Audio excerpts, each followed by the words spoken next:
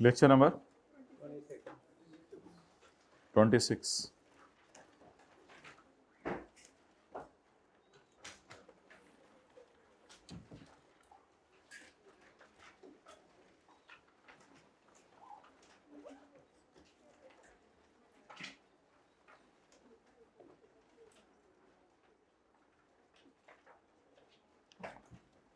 जी chapter 7 के notes किधर हैं?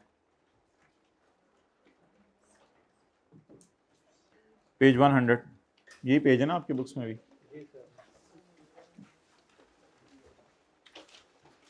पेज 100। अच्छा भाई, हमने ये पढ़ा था कि सैलरी जो भी मिलेगी आपको तो that will go under the head income from salary. और पेज 100 के ऊपर, यही पेज है ना, पेज 100 के ऊपर हमने पढ़ा था कोई भी पे, वेजेस वगैरह सब सैलरी में जाएगा। अच्छा, एनी परक्यूजिट्स, परक्यूजिट हम इंशाल्लाह पढ़ेंगे सेक्शन 13 के अंदर। परक्यूजिट्स जिसको पर्क्स भी कहते हैं, मिसाल के तौर पे एम्प्लॉयर ने एम्प्लॉय को घर दे दिया, गाड़ी दे दी, कोई इलाज की सहूलत, देखेंगे हम परक्यूजिट्स क्या होते हैं, तो फिलहाल पढ़ने की जरूरत नहीं। अच्छा जी, any allowance provided by an employer to an employee. Allowance क्या होता है ये देखें जी।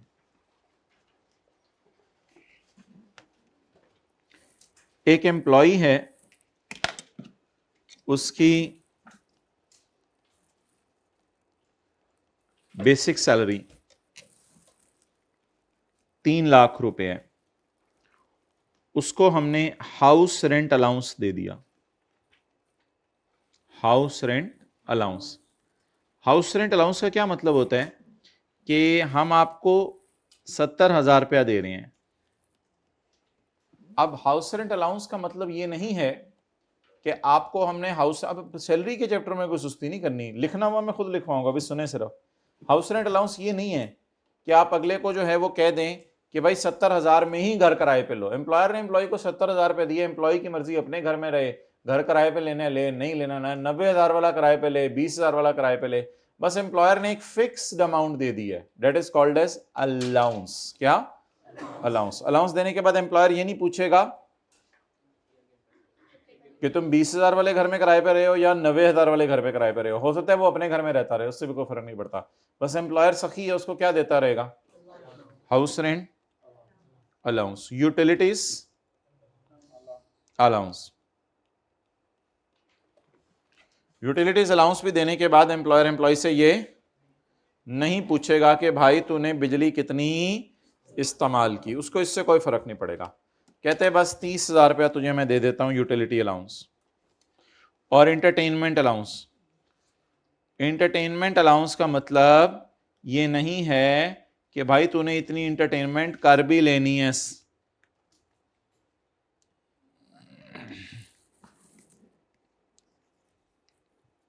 भाईजन बादशाही मस्जिद में नमाज पढ़ के आ रही है। भाईजन कित्थों आ रहे हो तुसी? ओ भाईजन बोलो, ओ बोलो क्यों लेट हो? मेरे भाई बताएं क्यों लेट हुए हैं? अगला कह रहे जगह नहीं दे रहा, अगला मुझे आप पूछिए जा रहे हैं वैसे सवाल। अच्छा, 4,20,000। अच्छा, ये जो अलाउंस है इसको कहते हैं लगा बंधा कैश। ठीक है, लगा बंधा कैश। आफ्टर गिविंग अलाउंस, क्या दे देने के बाद? After giving allowance employer will, ओ बोले, विल नॉट आस्क, ओ बोले अबाउट, अबाउट क्या? Actual expense. ये देने के बाद एम्प्लॉयर एक्चुअल एक्सपेंस के बारे में नहीं पूछेगा, about actual expense, actual expense के बारे में नहीं पूछेगा, बस अलाउंस दे दिया तो दे दिया। तो अलाउंस एक ऐसी चीज है जो देने के बाद एम्प्लॉयर एम्प्लॉय से ये नहीं पूछता कि तुम बताओ तुम्हारा एक्चुअल खर्चा कितना हुआ। नोट कर लो, एम्प्लॉय की मर्जी है 20,000 में घर कराए पहले, एम्प्लॉय की मर्जी है 90,000 में, एम्प्लॉय की मर्जी है कि एक पैकेट जो है वो वेवी वेवी क्या कहते हैं उसको, वेवी वेवी का एक पैकेट खा ले 10 रुपए का, या 25,000 की इंटरटेनमेंट कर दे बुंदू खान पे जाके, वो एम्प्लॉय की मर्जी है।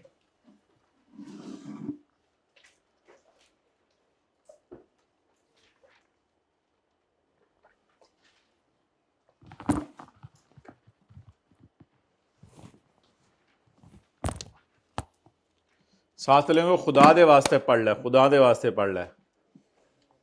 1/4 100 लेक्चर हो गए हैं, ऐसे ही है ना, 100 लेक्चर्स का 1/4 हो गया है।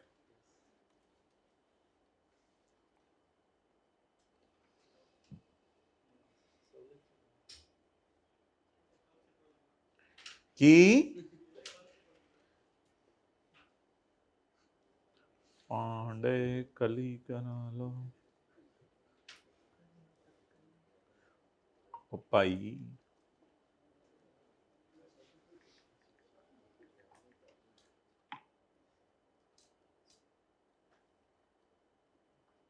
भाई टुडे वाली बात खत्म कर दो ना, मैंने कहा।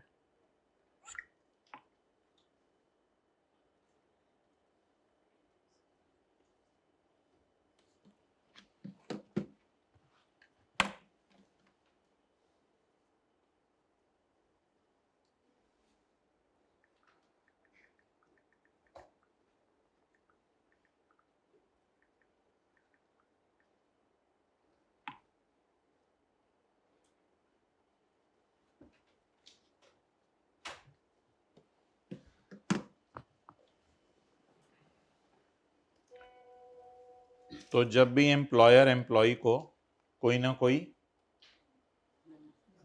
अलाउंस देगा तो ऐसी सूरत में वो सैलरी में ऐड हो जाएगा।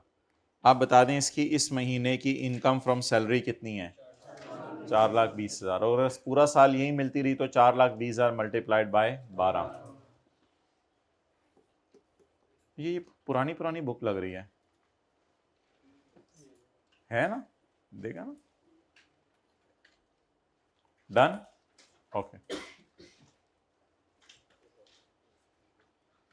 तो बेसिक सैलरी तो एम्प्लॉय को मिलती है, इसके अलावा एम्प्लॉयर एम्प्लॉय को हाउस रेंट अलाउंस दे दे, यूटिलिटी अलाउंस दे दे, इंटरटेनमेंट अलाउंस दे दे, ट्रैवलिंग अलाउंस दे दे, क्या कहते हैं, कोई भी कॉस्ट ऑफ लिविंग अलाउंस दे दे, कोई भी अलाउंस दे दे एम्प्लॉयर एम्प्लॉय को, वो सारे सैलरी में क्या होंगे, ऐड होंगे। एनी अदर सोर्स का चैप्टर नहीं, इधर आ जाए ना। Any allowance given by employer, given by कौन कौन से, including ah cola cost of living allowance, subsistence महंगाई अलाउंस, सर महंगाई बड़ी हो रही है हमें अलाउंस दें, तू सेट कर ले कॉलर, पड़ा पड़ा बात चलाएंगे। Cost of living allowance, rent allowance, utilities allowance, education allowance, पढ़ ले मेरे एम्प्लॉय, पढ़ ले, पेड़ा मारा तीनों, पढ़ ले। इंटरटेनमेंट अलाउंस, ट्रैवलिंग अलाउंस, ये तो बस नाम है, असल तो ये है। तो कोई भी अलाउंस एम्प्लॉयर एम्प्लॉय को दे दे तो हमेशा सैलरी में ऐड होगा। अच्छा, अलाउंस एक लगा बंदा कैश होता है, फिक्स अमाउंट ऑफ कैश, ये देने के बाद एम्प्लॉयर एम्प्लॉय से ये नहीं पूछता कि बताओ तुम्हारा एक्चुअल खर्चा कितना हुआ, except allowance solely expended for performing official duties, उसमें से वो अलाउंस आप इग्नोर कर दें जो दफ्तर के कामों के लिए हैं। ये अलाउंस अभी हम देखते हैं क्या है। अच्छा, पॉइंट नंबर, ये एक्सप्लेनेशन भी अभी बाद में देखेंगे। Point number D, any reimbursement, any reimbursement. तो मिसाल के तौर पर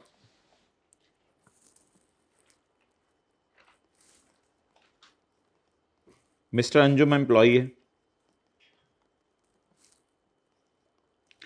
उसने मेरे बताया मेरी basic salary per month, topic शुरू होता नहीं, ये एब्रीवेशंस पहले ही शुरू कर देते हैं, फिर मुझे जब आदत पक्की हो जाती है फिर मुझे कहते हैं पेपर में नहीं करनी, पेपर में नहीं करनी, आदत खुद डालते हैं, मना फिर खुद करते हैं। बेसिक सैलरी इसकी पर मंथ कितनी है? 60,000 रुपये। 60,000 रुपये इसकी बेसिक सैलरी पर मंथ है। इसको हाउस रेंट अलाउंस मिल रहा है। अलाउंस, लगता है इन्होंने एब्रीवेशन को यूज नहीं की, पूरा लिख रहे हैं।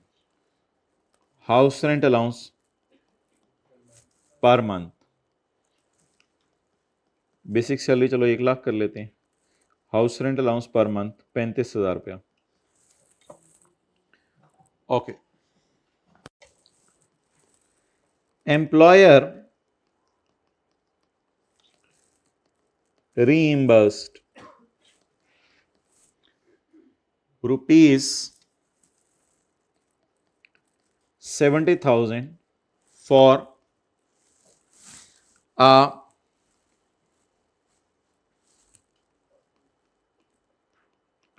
beautiful oven for Anjum's house and rupees 30,000 for printer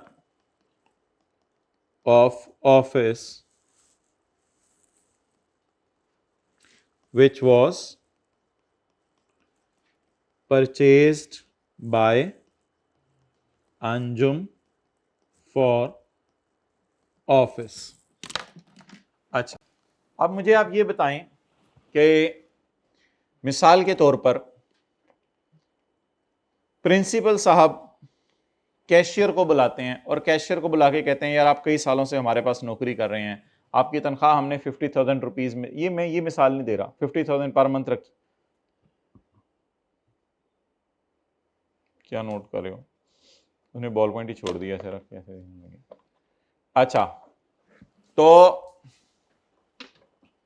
वो किधर गया जो कल बैठे हुए थे? इधर आ गए, टेस्ट की तैयारी करे। तो इधर अंकल ने क्लास लेनी है।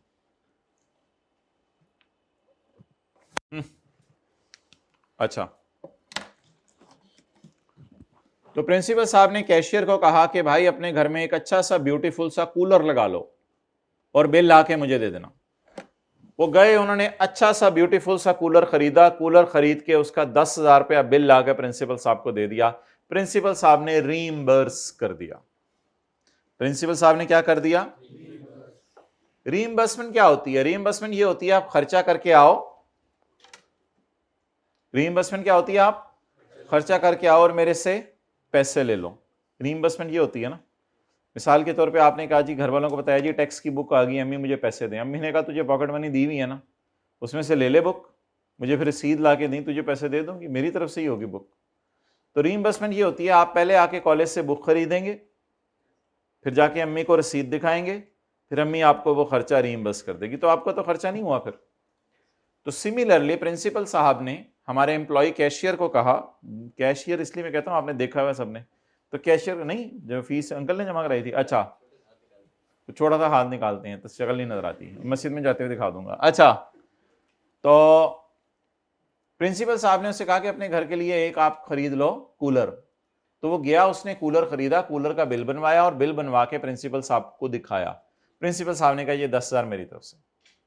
तो एम्प्लॉय को खुशी होगी ऑब्वियसली, किसकी वजह से मिली है? एम्प्लॉयर की वजह से। तो ये उसकी सैलरी में क्या हो जाएगी? ऐड हो जाएगी, ऐड हो जाएगी। प्रिंसिपल साहब ने अगले दिन उसको कहा कि भाई रास्ते में से आते हुए ना एक प्रिंटर लेते आना। तो उसने कहा ये भी सर मेरे घर के लिए है। तेरे घर के लिए बस कूलर काफी नहीं है?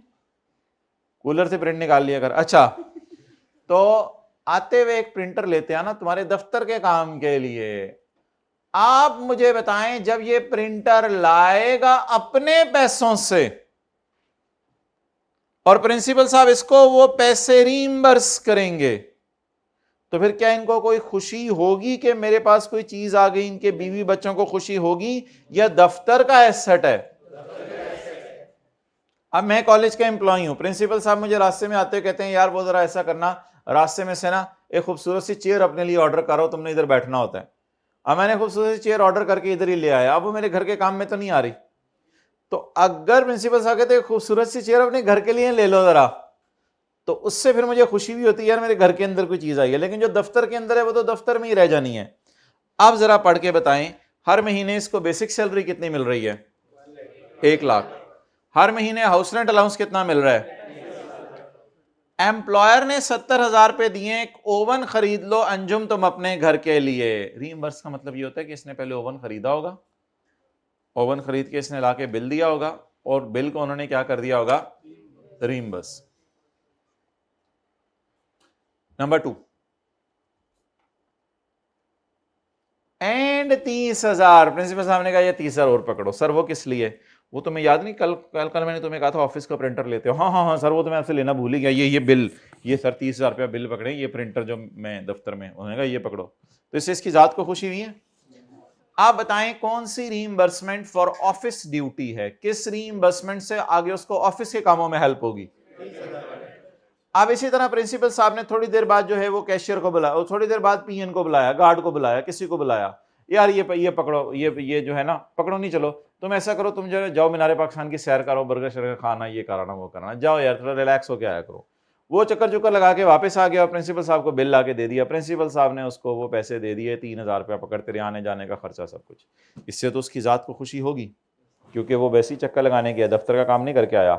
लेकिन प्रिंसिपल साहब ने कहा गार्ड साहब आपको छुट्टी हो गई है, अब आप घर जा रहे हैं, जरा जो है ना एक छोटा सा हमारा काम करके आ जाएं, कि आप जो है ना रिक्शे के ऊपर जो है वो फलां बच्चे का जो है वो मसला आ रहा है, तो उसके घर वालों को जरा शिकायत लगा के आ जाएं। तो अब वो गार्ड साहब बैठे पिस्तौल बंदूक लेके, वो आपके घर पहुंचे और उन्होंने आपके घर में शिकायत लगाई, और शिकायत लगा के वापस आ गए कॉलेज। अब जब वापस आए कॉलेज, प्रिंसिपल साहब ने कहा जी कितना खर्चे है रिक्शे का?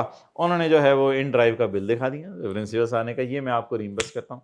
तो इससे इनकी जात को खुशी हुई है गार्ड की, या जो है वो दफ्तर के काम के लिए गए थे? तो जो फायदा आपकी जात को दिया जाए वो तो सैलरी में ऐड, और जो फायदा आपको दफ्तर के मद में दिया जाए, चलें जी नोट कर लें सवाल। अल्लाह अकबर, सुबह होती है शाम होती है।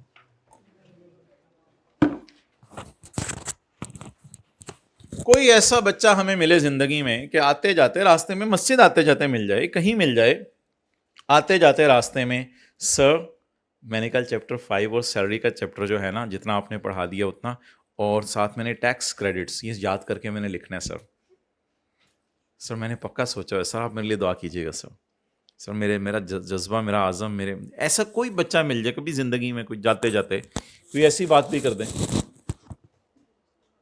ऐसे बच्चे आजकल, हाँ प्राइस वगैरह 100 रुपये देंगे, सारियां सुइयां उधर ही अड़ी हुई हैं भाई। पहली रो में कल को प्राइस देना था 50-100 रुपये, वो आप लेके भी आए थे, फिर दिया नहीं था। हाँ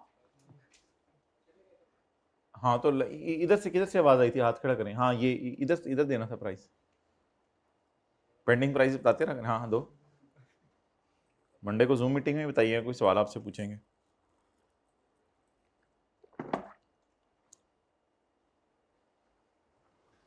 जी करें जी सोल्यूशन इसका। नो, हर वेले मुंह ते नो नो, पंजाबी वाली नो। व्हाट डज इट मीन कवां तीनू सुनावा नो नो? You understand? Who understand? कवां तीनू सुनावा नो नो?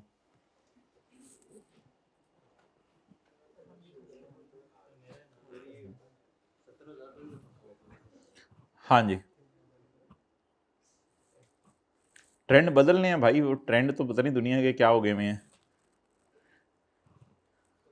बेटी सोई हो तो सर में दर्द है, बहू सोई हो तो दिमाग खराब है।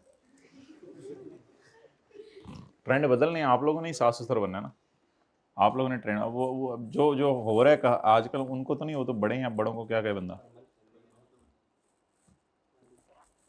अच्छा पता नहीं कहाँ रहते हैं, हंसते क्यों ऐसी बातों पे। बेसिक सैलरी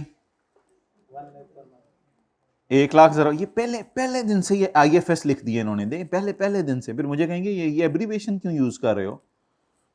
12 लाख रुपए। ये देखिए HRA लिखेंगे, ओए देखा, मुझे पता था, मैं कभी एब्रीवेशन नहीं देख के लिखता इनकी, मैं हमेशा पूरा लिखता हूं। अच्छा मेरी बातें नहीं सुन रहे आप, फिगर निकाल रहे हैं। अच्छा फिगर, मैं मेरी बातें सुन रहे। 4,20,000 ले आए।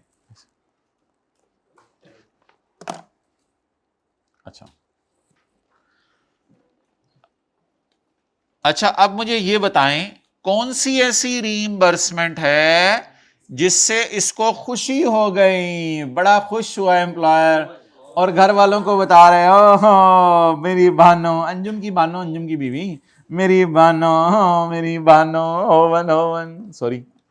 तो ये ओवन मिलना तो खुशी है।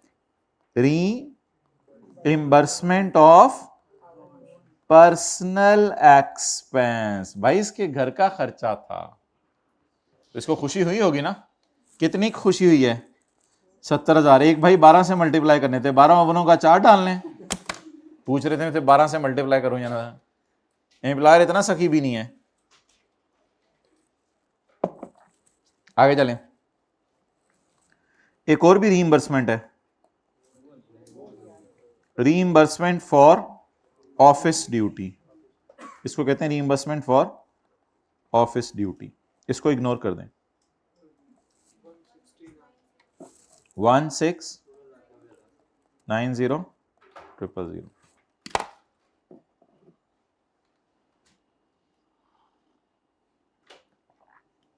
आज का टेस्ट दे दिए?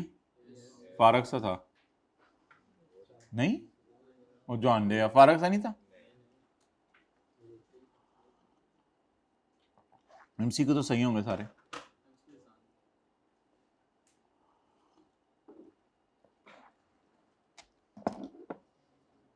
नाश्ता क्या किया था आज? दही पराठा, शक्कर डाल के, केले डाल के दही, पेट खराब हुआ देना।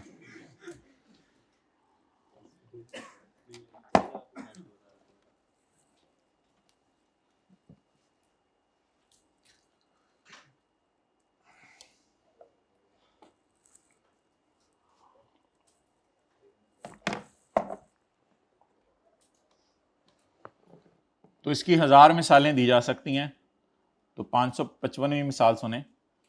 मिसाल के तौर पे एम्प्लॉयर ने एम्प्लॉय को कहा कि भाई वो मैं तुम्हारे घर के पास से गुजरा था तो गेट टूटा हुआ था तुम्हारा, एक गेट टूटा हुआ था, मेरी नजर पड़ गई गेट टूटा हुआ है, गेट मेरी तरफ से हो जाए। नहीं सर ज्यादा हो जाएगी, लेकिन ठीक है सर करवा दें सर। तो उन्होंने कहा नहीं बेटा ऐसा कर, गेट तू पहले लगवा। 20,000 रुपए का गेट लगा, पेंट भी उसने सही डीको पेंट कराया 10,000 रुपए का ऊपर। 30,000 रुपए का खर्चा लाके प्रिंसिपल साहब को ये पकड़े 30,000 रुपए। प्रिंसिपल साहब ने उसे रिइंबर्स कर दिए 30,000। तो आप बताएं उसकी जात को खुशी होगी? प्रिंसिपल साहब ने अगले दिन कहा पुत्र गेट लगवाना तुझे आ गया, कॉलेज का गेट भी खराब है, चल आ बाहर। तो अब उसने कॉलेज का गेट भी अपने खर्चे से एम्प्लॉय ने करवाया और प्रिंसिपल साहब ने उसको कहा अच्छा ये तो कॉलेज का खर्चा है वापस रख लें। अब इसके जात को बीवी बच्चों को खुशी होगी, कॉलेज का गेट लग गया। अब वो कॉलेज का गेट लगा, वो कॉलेज का गेट है पुत्र, तू जानता ही नहीं कॉलेज तीनों। तो ये एम्प्लॉय की जात को फायदा हुआ या नहीं हुआ? नहीं हुआ। अब साथ वाले को एक मिसाल दे दें अपनी तरफ से, एक मिसाल दें अपनी तरफ से, जल्दी करें जल्दी करें। एम्प्लॉयर ने एम्प्लॉय को कहा कि गर्मियां आ रही हैं, जल्दी मिसाल दें माय डियर, जल्दी मिसाल दें।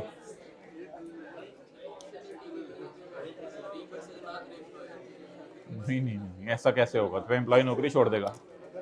अजीब से सवाल। क्या?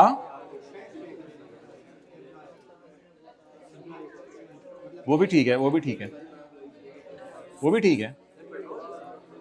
Point number D, point number D, क्या मिसाल दी है इसने? गोंगलू की मिसाल तो नहीं दे दी?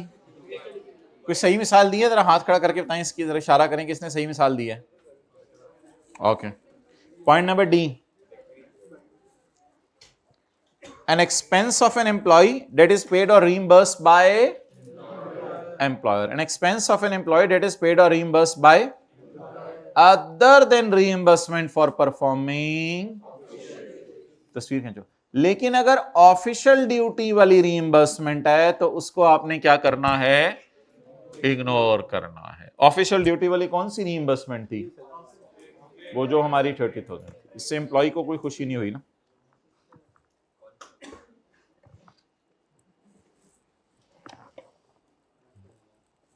अच्छा जी, खींच ली थी। ओके, अगला सवाल जी।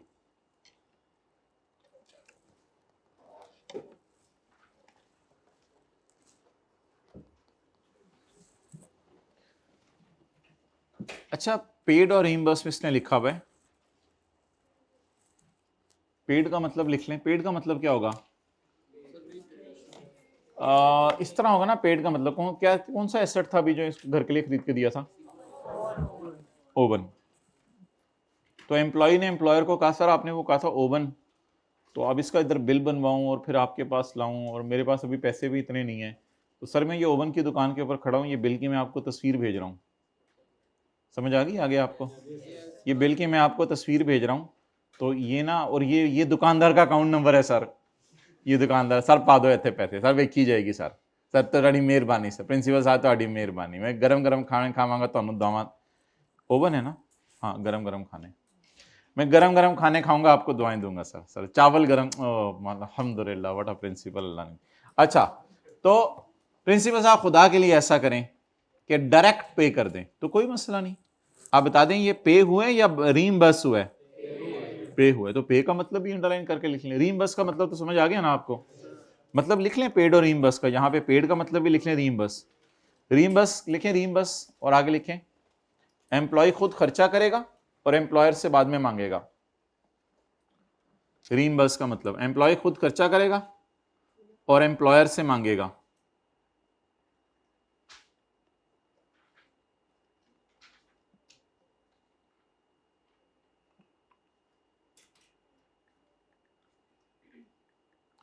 एम्प्लॉयर खुद खर्चा करेगा, सॉरी एम्प्लॉय खुद खर्चा करेगा और एम्प्लॉयर से मांगेगा।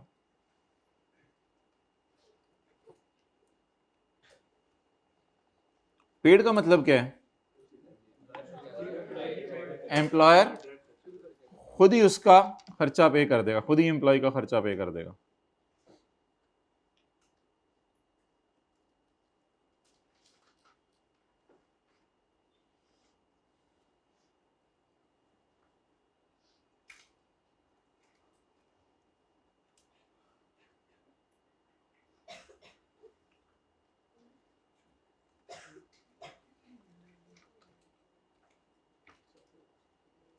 अच्छा, ये फिर ओके करो मुझे साइज लेके।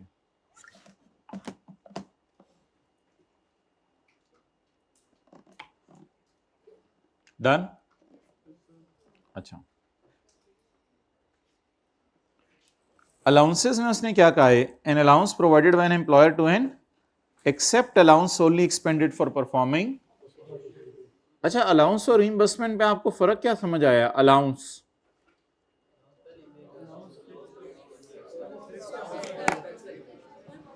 चलें घर की मिसाल लेते हैं, घर तक जाना तो नहीं चाहिए वैसे, लेकिन घर की मिसाल लेते हैं। एम्प्लॉयर ने एम्प्लॉय को कहा कि ये 70,000 रुपया हाउस रेंट अलाउंस है, तुम्हारी मर्जी, तुम झोंपड़ी में रहो या तुम जो है वो महल में रहो, मैंने तो तुम्हें 70,000 ही देना है बस। तो इस 70,000 को हमने कहा था सैलरी में क्या कर देंगे? ऐड कर देंगे। लेकिन ऐसा भी तो हो सकता है एम्प्लॉयर एम्प्लॉय को कहे मैं तुम्हें हाउस रेंट अलाउंस नहीं दे रहा, जाके कोई अच्छा सा घर, दरमियाना सा जाके कोई दरमियाना सा घर देखो, दरमियाना सा घर देख लो, ठीक है, तो उसका किराया जरा तय कराओ, फिर हर महीने उसको पे कर दिया करना मालिक के मकान को, उसकी तो इनकम प्रॉपर्टी होगी ना, हर महीने उसको पे कर दिया करना, मुझे लाके बिल दिखा दिया करना। ये आपको क्या लग रहा है, अलाउंस लग रहा है या रीइंबर्समेंट लग रही है? और इस एम्प्लॉय की जात को खुशी होगी, ये दफ्तर का काम नहीं है घर में रहना, इस एम्प्लॉय की जात को खुशी होगी, ये वो घर होगा जिसमें बेगम के साथ बैठ के चाय पी रहा होगा, जिसमें बच्चों के साथ क्रिकेट खेल रहा होगा, इसकी तो जात को खुशी होगी। तो ये रीइंबर्समेंट है या ये अलाउंस है? अब एम्प्लॉयर ने एम्प्लॉय को फर्ज करें house rent allowance, utilities allowance दिया हुआ था, एम्प्लॉय ने कहा सर लोग इंटरटेनमेंट अलाउंस भी देते हैं, आप तो हमें इंटरटेनमेंट अलाउंस नहीं देते। उन्होंने कहा चल चपेड़ इंटरटेनमेंट अलाउंस, 2 दिन बाद एम्प्लॉयर को तरस आया और एम्प्लॉयर ने उसको बुला के कहा ऐसा कर, इंटरटेनमेंट करके आ, जा जरा जा। वो ले गया बच्चों को, जू शू, टिकटें शिकटें ली, ये लिया वो लिया, खाना खुना खाया, करके एम्प्लॉयर को कहा जी ये 10,000 रुपया बिल बना है। तो एम्प्लॉयर ने ये रीइंबर्स कर दिया। तो इज इट इंटरटेनमेंट अलाउंस? लगा बंदा कैश या एक्चुअल बिल मांगा उसने? तो किस में एक्चुअल बिल पूछा जाता है और अलाउंस में बिल नहीं पूछा जाता। अच्छा, अब एक अलाउंस की मिसाल लेते हैं। अलाउंस भी 2 किस्म के हैं। रीइंबर्समेंट कितने किस्म की हैं? 2।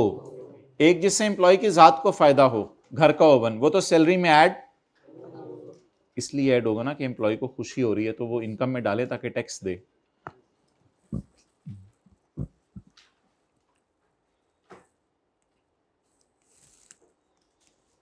मिस्टर नजम, इन्हें आपको ये डाटा प्रोवाइड किया है। Basic salary per month ₹2 lakh, house rent allowance per month, allowance, allowance, allowance, allowance, allowance, allowance, allowance, allowance. Allowance देने के बाद एम्प्लॉयर एम्प्लॉय से ये नहीं पूछता कि तुम्हारा एक्चुअल खर्चा कितना हुआ। इसकी मर्जी 10,000 में घर कराए पहले, इसकी मर्जी 50,000 रुपये में घर कराए पहले।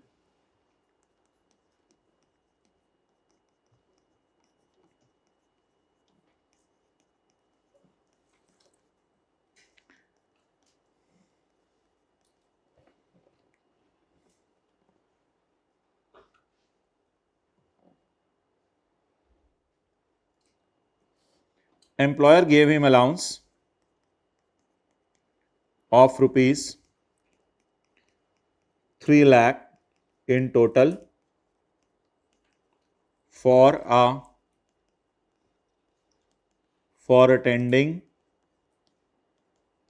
a training session in Bangladesh. Employer ने कहा एम्प्लॉय को तू बहुत सालों से मेरे साथ है, तो अब मैं समझ रहा हूं कि तुझे प्रमोट कर दिया जाए, लेकिन उसके लिए तुझे थोड़ी ट्रेनिंग देनी पड़ेगी। तो बांग्लादेश के अंदर एक ट्रेनिंग सेशन हो रहा है, 1.5-2 लाख रुपए तेरा टिकट का खर्चा आ जाएगा, 60-70 हज़ार रुपया वहाँ होटल रहेगा, 30-40 हज़ार रुपया वहाँ खाना पीना होगा। तो 3 लाख पकड़ और पकड़ के जाके चक्कर लगा के आ जा। आप बताएं ये 3 लाख इसका कहाँ खर्च हो गया? वो बोले ना, ऑफिस के कामों में। ये 3 लाख कहाँ खर्च हो गया? ऑफिस के कामों में। इसलिए ये अलाउंस से इसकी जात को फायदा हुआ। ट्रेनिंग तो होगी, लेकिन ट्रेन करके ये तो नहीं कि बीवी बच्चों को अच्छा पालने लग जाएगा। ट्रेन करके वो दफ्तर के काम अच्छे करेगा ना। तो attending a training session in Bangladesh, इससे एम्प्लॉयर को फायदा हुआ है बेसिकली। तो अब मेरे ख्याल से ये अलाउंस तो है फॉर ऑफिशियल ड्यूटी। ये अलाउंस क्यों दिया उससे? मतलब इसमें एक्चुअल बिल शिल नहीं मांगे, उसने ट्रस्ट किया इस पर कि 3 लाख पकड़, बस जा, मैं तेरे से नहीं पूछूंगा खर्चा कितना है। तो 3 लाख रुपए इसको दे दिया। इसमें एक छोटा सा कॉन्सेप्ट और है, वो हमने कल पढ़ना है। पहली दफा पढ़ते हुए चीजों को मिक्सअप नहीं करते होते। आप बोलें क्या बनेगा? बेसिक सैलरी 2 लाख जरा 24 लाख, हाउस रेंट अलाउंस 30,000 जरा 12, और ट्रेनिंग सेशन के लिए जो अलाउंस दिया है, तो ये तो क्या है? ऑफिस की ड्यूटी।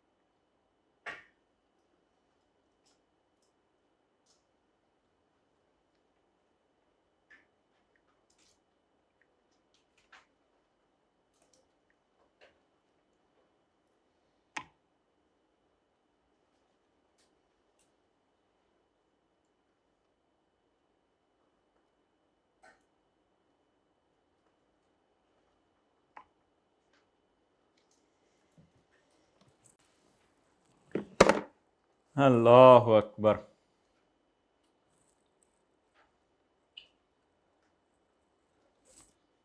ओके, तो ये अलाउंस किस पर्पस के लिए है? ऑफिस ड्यूटी के लिए। डन।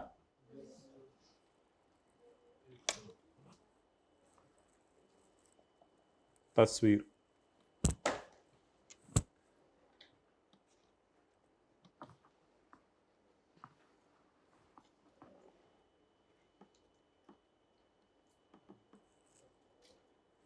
शफकत का हाथ फेरें साथ वाले के सर पे। भाई अपना नहीं, शफकत का, शफकत का, शफकत का हाथ फेरें उसके सर पे।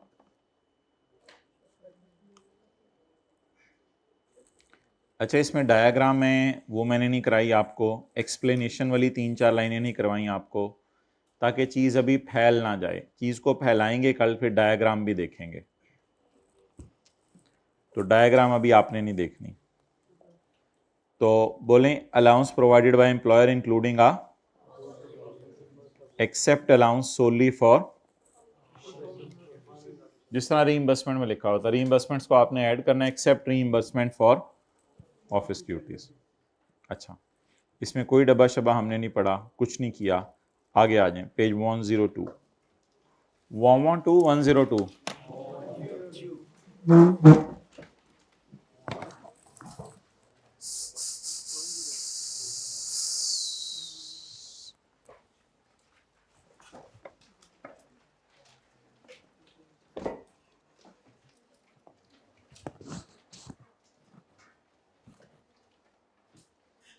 अभी ऊपर वाली लाइन छोड़ें, यहां से पढ़ें। Any amount received by employee लिख लें, employee, any amount received by employee, कोई भी अमाउंट जो एम्प्लॉय को मिली है। कल नोट्स बांटे नहीं थे, उसमें ये होगा सफा, कल सैलरी के नोट्स बांटे थे मेरे ख्याल से।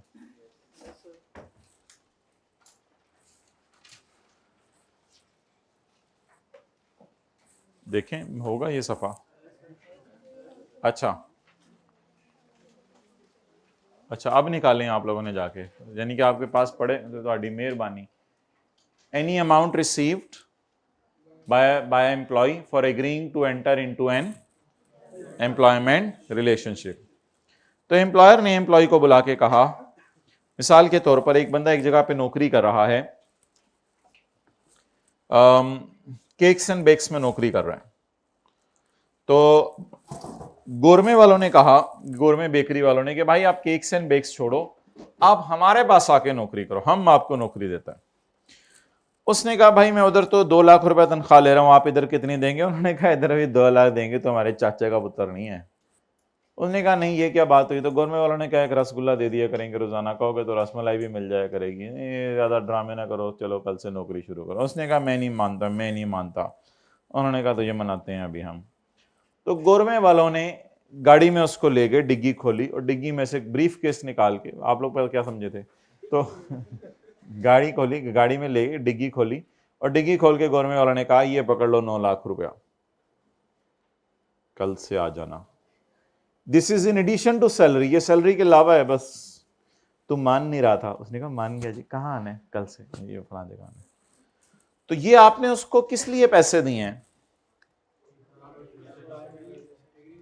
Amount received by an employee for agreeing to enter into life time relationship, employment relationship. आपने एम्प्लॉय खरीदे दुल्हा, आपने एम्प्लॉय खरीदा, मैं खरीदा तो नहीं कहना चाहिए, लेकिन चलें कह भी दें तो कोई हरज नहीं। मान नहीं रहा था ना वो, आजा, उन्होंने नहीं माना, उन्होंने कहा ये 9 लाख, कहते आ रहा हूं। तो आपने एम्प्लॉय को मनाने के लिए पैसे दिए, आपने एम्प्लॉय को मनाने के लिए पैसे दिए। जब वो आ गया तो आपने उसको आने के बाद कहा कि भाई अगली शर्त हमारी ये है। उसने कहा अंजुम तुम बहुत शर्तें लगाते हो, एम्प्लॉयर को कहा। एम्प्लॉयर ने कहा बस इसी तरह है, अब तुम आ तो गए हो हमारे पास, केक्स एंड बेक्स भी छोड़ आए हो, एक बात याद रखना, तुम्हें 2 साल तक चीचू की मलियां रहना पड़ेगा, लाहौर में तुम्हारी पोस्टिंग नहीं होगी। चीचू की मलियां में हमारी फैक्ट्री है, वहीं तुम्हें रहना पड़ेगा। चीचू चीचू करते रहोगे तुम्हें 2 साल तक वहां रहना पड़ेगा। एम्प्लॉय ने कहा हो ही नहीं सकता, कभी भी नहीं, ये कोई शर्त आपने उस वक्त नहीं लगाई थी, आपको उस वक्त ये शर्त लगानी चाहिए थी। उसने कहा आ जा। एम्प्लॉय ने कहा मुझे पता चल गया, आ रहा हूं। फिर चला गया गाड़ी में, फिर डिग्गी खोली, 3 लाख वाला ब्रीफ केस निकाला। एम्प्लॉय ने कहा चीचू की मलियां, क्या मलियां में भी भेजेंगे तो मैं जाऊंगा। मान गया। अब ये जो 2 लाख रुपए हमने एम्प्लॉय, 2 लाख थे 3 लाख थे, बड़ी गौर से सुन रहा होता है तुम्हें एक लगा। अच्छा, अब ये जो 3 लाख रुपए थे, कॉन्सेप्ट समझा करो, फिक्रें को। अच्छा, तो अब ये जो 3 लाख रुपए एम्प्लॉयर ने एम्प्लॉय को दिए, ये एम्प्लॉय की कौन सी इनकम है? ये इनकम फ्रॉम अदर सोर्स है, ये भी एम्प्लॉयर से मिल रहे हैं, ये इनकम फ्रॉम सैलरी।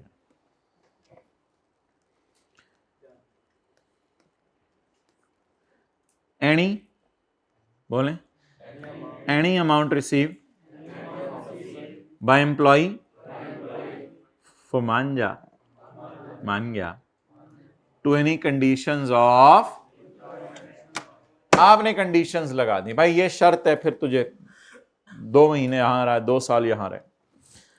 जब इसको चीचू की मलिया में 2 साल गुजर गए तो एम्प्लॉयर ने कहा अंजम अब तू लाहौर आना पसंद करेगा? इसने कहा हाँ सर, लाहौर आना पसंद करूंगा।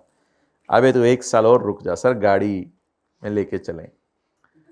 अब वो गाड़ी में लेके गया, डिग्गी में थे 2 लाख रुपए इसने, और ने सर रुक जाता हूँ 1 साल और भी बढ़ाना हुआ तो अगले साल के एंड पे आ जाएगा, आपको पता तो चल ही गया मेरा। Okay, try to understand what's going on or any changes to those conditions or any changes to those conditions। तो लिख लें एम्प्लॉयर ने कोई शर्त लगाई, एग्जांपल लिख लें। एम्प्लॉयर ने कहा 2 साल तक आपकी लाहौर में पोस्टिंग नहीं होगी। एम्प्लॉयर ने कहा, कंडीशन की मतलब लिख लें 2 साल तक आपकी लाहौर में पोस्टिंग नहीं होगी। गुजरांवाला में चिड़े खाओ, बड़ी अच्छी जगह है गुजरांवाला।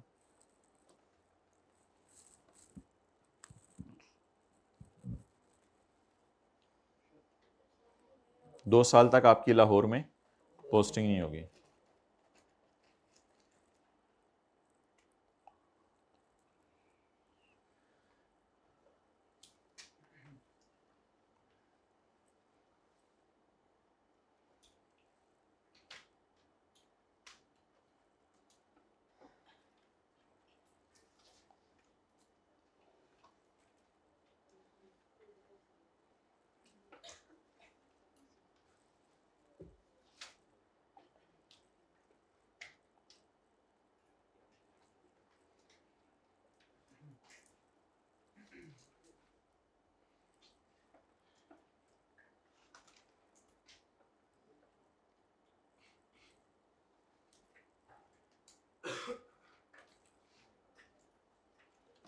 ओके, पॉइंट नंबर 5 और 2 सेम ही है। पॉइंट नंबर 5 ऊपर से मिला के पढ़ें। Any amount received by a person for, उठा दिया करें ना, दाएं बाएं को सो रहा उठा दिया करें, बता दें क्लास हो रही है। ये तो खुद उठाना होता है ना अपने दाएं बाएं वाले को, पूरी क्लास को तो मैं नहीं उठा सकता। Any amount received by a employee for agreeing to a restrictive covenant. Restrictive covenant वही होता है कोई सख्त कंडीशन, सख्त कंडीशन, वही शर्त ही, कड़ी शर्त, सख्त condition.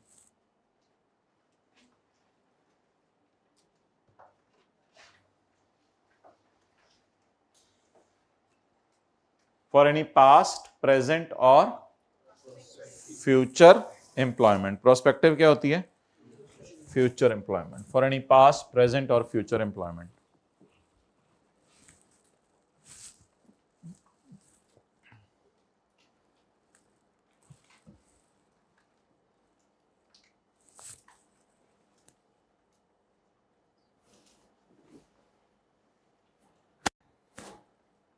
For any future employment भी हो सकती है।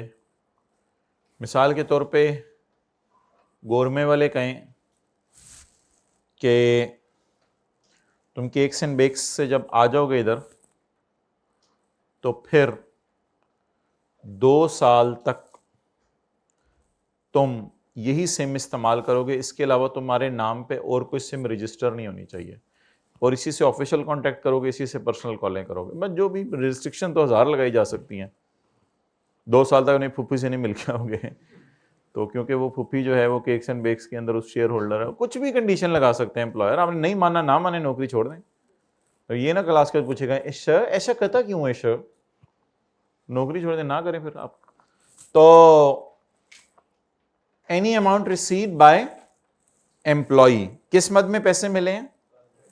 फॉर एग्रीइंग, कि वो मान गया है, टू अ कड़ी शर्त, for any future employment, for any, अभी ये नौकरी कर रहा था केक्स एंड बेक्स में, आखिरी महीना चल रहा था, क्योंकि पिछले लोग भी छोटे छोटे टाइम लेते हैं ना, आखिरी महीना चल रहा था। तो नए एम्प्लॉयर ने क्या कहा?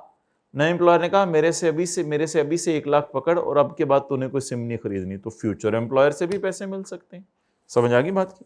तो लिख ले मिसाल इसकी, मैं मिसाल कोई और भी लिखवा देता हूं, लिखें। हमारे फ्यूचर एम्प्लॉयर ने पैसे दिए,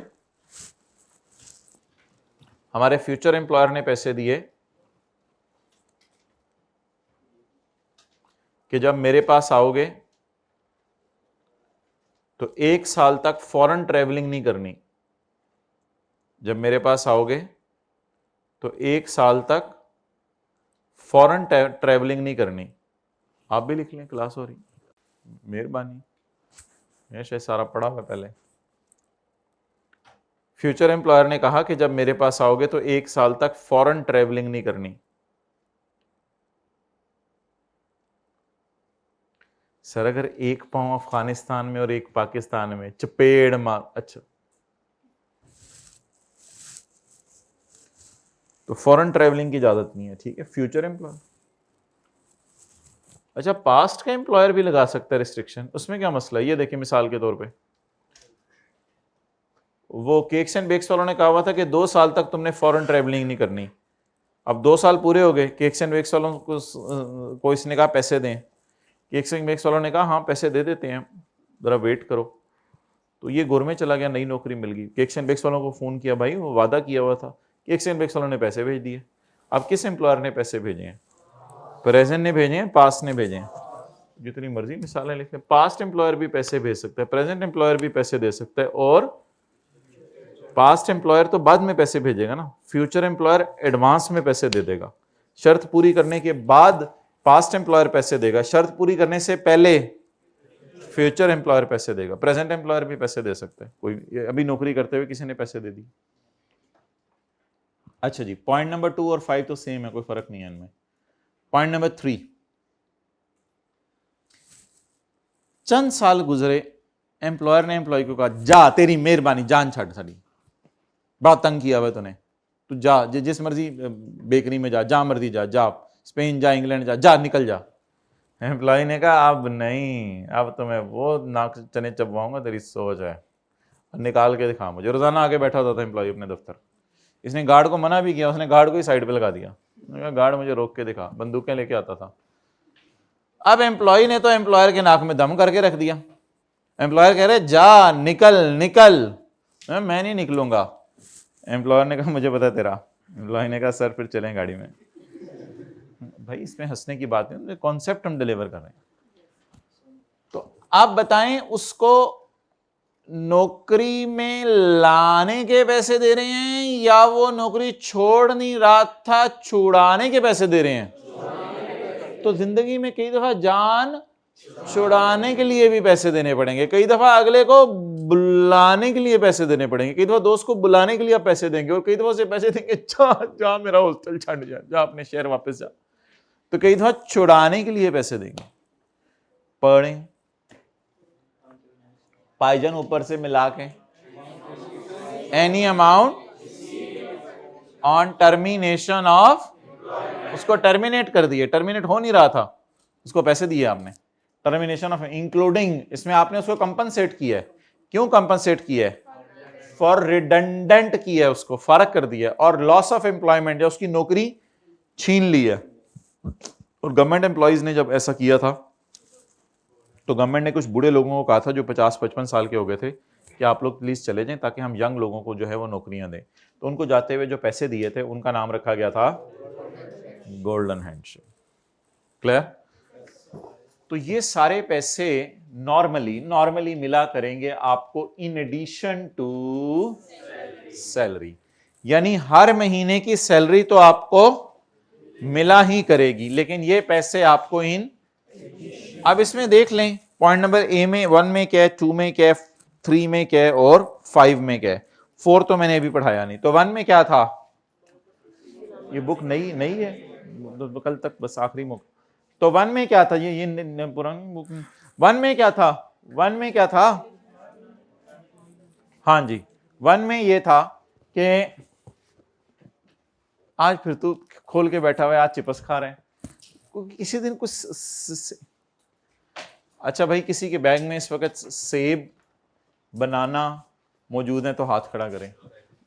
सेब या बनाना निकालें, दिखाएं। भाई को 100 रुपए इनाम दें, भाई को 100 रुपए इनाम दें।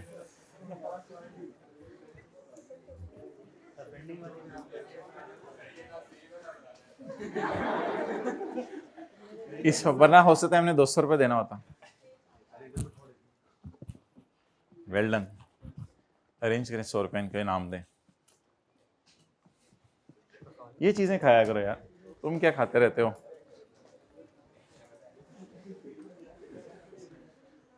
अच्छा, कलशी मैं भी बैग में रख के लाऊंगा, अब देखते हैं किस दिन पूछेंगे जी। दिखाएं, कल से वाला तो कोई सीन है ना, रात गई बात गई।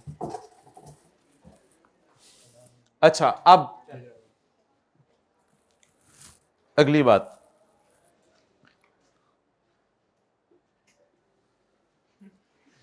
अगली बात यह है कि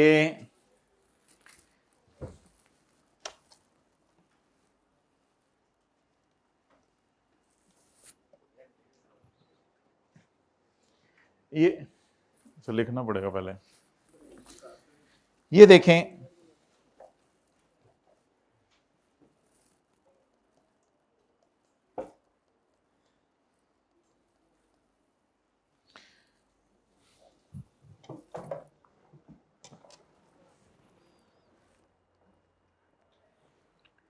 एम्प्लॉयर एम्प्लॉय, कल मैंने आपको बताया था आपस में एक अरेंजमेंट करते हैं कि एम्प्लॉय कहता है एम्प्लॉयर को जाके, नौकर कहता है मालिक को जाके कि सर सर सर सर मेरी बात सुने सर, मेरे वैसे सेविंग नहीं होती, तो सर हर महीने मिसाल के तौर पे 10,000 रुपया आप मेरी तरफ से रख लिया करें। ये 10 रुपया है एम्प्लॉय का कॉन्ट्रीब्यूशन। आमतौर पे ऐसा होता है कि एम्प्लॉयर कहते हैं कि चल इतने के पैसे मैं भी डाल देता हूं। ये एक एक्स्ट्रा बेनिफिट होता है जो एम्प्लॉयर दे रहा होता है।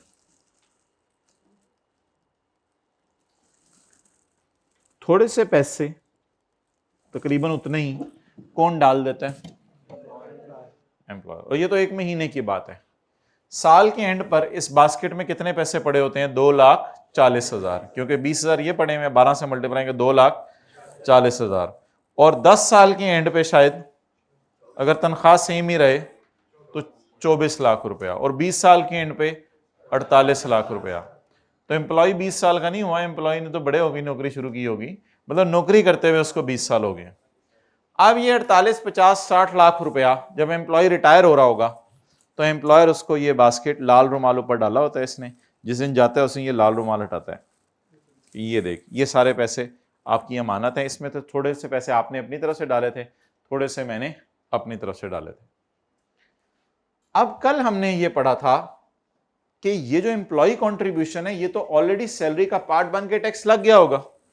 मिसाल के तौर पे एम्प्लॉय की बेसिक सैलरी है 1 लाख, अब ये 1 लाख घर में लेके गया होगा या 90,000, 10,000 एम्प्लॉयर को दे गया होगा, लेकिन ये एम्प्लॉयर की तरफ से तोहफा है।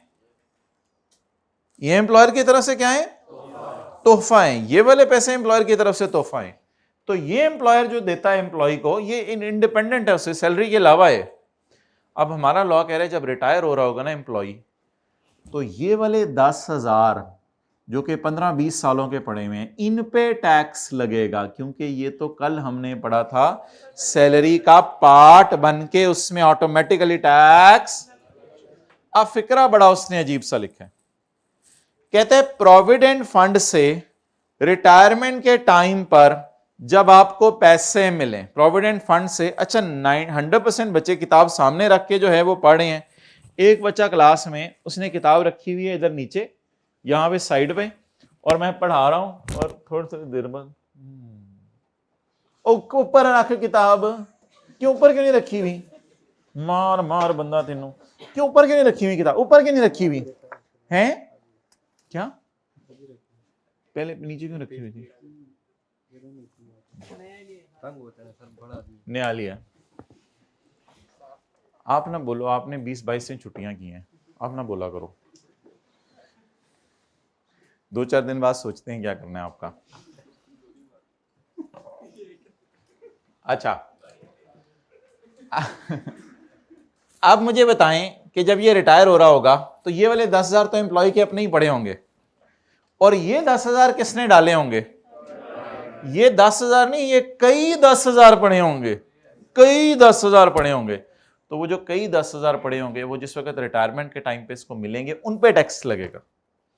तो इसका नाम हम रखेंगे एम्प्लॉय कंट्रीब्यूशन के अलावा वाले पैसे। मुश्किल सा नाम क्या रखेंगे, क्योंकि एम्प्लॉय कंट्रीब्यूशन तो हर महीने सैलरी का पार्ट बन के ऑलरेडी टैक्स हो चुका। पहले जरा पढ़ लें, चुप, वो वाले चक्कर नहीं है इस चैप्टर में। Any amount from a provident basket, from a provident fund की बास्केट कहते हैं इसको, अदर फंड्स भी हैं वो हम कुछ पढ़ेंगे। From a provident fund basket, अगर ये नहीं है एम्प्लॉय के अपने कंट्रीब्यूशन की रीपेमेंट, क्या ये एम्प्लॉय के अपने कंट्रीब्यूशन की रीपेमेंट है या ये एम्प्लॉयर की कंट्रीब्यूशन है, सो दैट्स व्हाई इसको हम सैलरी में डालेंगे। लेकिन ये कौन सा होगा, क्या मुराद है कि ये एम्प्लॉय की कंट्रीब्यूशन नहीं है, फिर किसकी है, बता ना, बता ये किसकी है, अगर ये एम्प्लॉय की कंट्रीब्यूशन नहीं है तो ये किसकी है, जी बिल्कुल सही बताया आपने, नोट कर लें डायग्राम। किधर है, क्या मतलब, डब्बा बनाने एम्प्लॉय कंट्रीब्यूशन 10,000, एम्प्लॉयर कंट्रीब्यूशन 10,000, किधर है, हद होती है, शॉर्ट टर्म मेमोरी भी जो है ना अजीब, वैसे मुझे तो समझ नहीं आती आप लोगों की कभी कभी, इतने लकीर के फकीर। अबू कौन गुजरा था पास से, ओ चाचा रहमत ने, अबू अच्छा वो चाचा रहमत थे, हाँ वो तो मुझे भी, डायग्राम दिखाएं बनानी है, हाइट ऑफ एनीथिंग, डब्बे को ऊपर से बंद कर दिए, डब्बे को खोलने हो, डब्बे दा मुंह को खोलोगे तो पाओगे ना कुछ, ये देखिए, ये एम्प्लॉय एंड एम्प्लॉयर कंट्रीब्यूशन, जल्दी करें।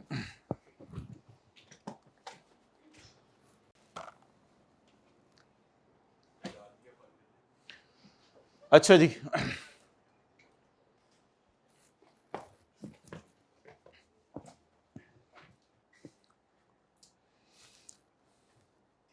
नोट चेक कराओ जो जेब में रखे हुए हैं आपने,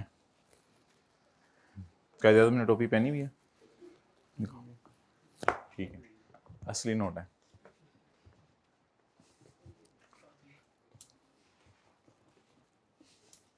और भाई पढ़ाई सही हो रही है, इलाका कौन सा है, मुजफ्फरगढ़, कितना फासला है, 350 किलोमीटर, कितने से घर जाते हो, सेशन के बाद ही जाना इस दफा तो। अच्छा जी,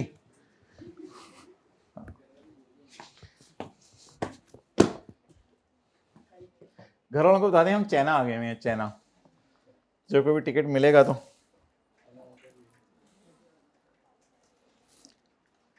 आप लोगों ने घर वालों को बता दिया है ना कि वो चीज जो लोग 6 महीने में करते थे हमसे हाई कैप 5.5 महीने में करवाना चाह रहे हैं, बता दिया है ना, 15 दिन पेपर पीछे आ गए हैं, ये बता दिया है ना, तो इस वजह से मैंने कहा वो जो आने जाने के 15 दिन होते थे वो खत्म हो गए हैं अब।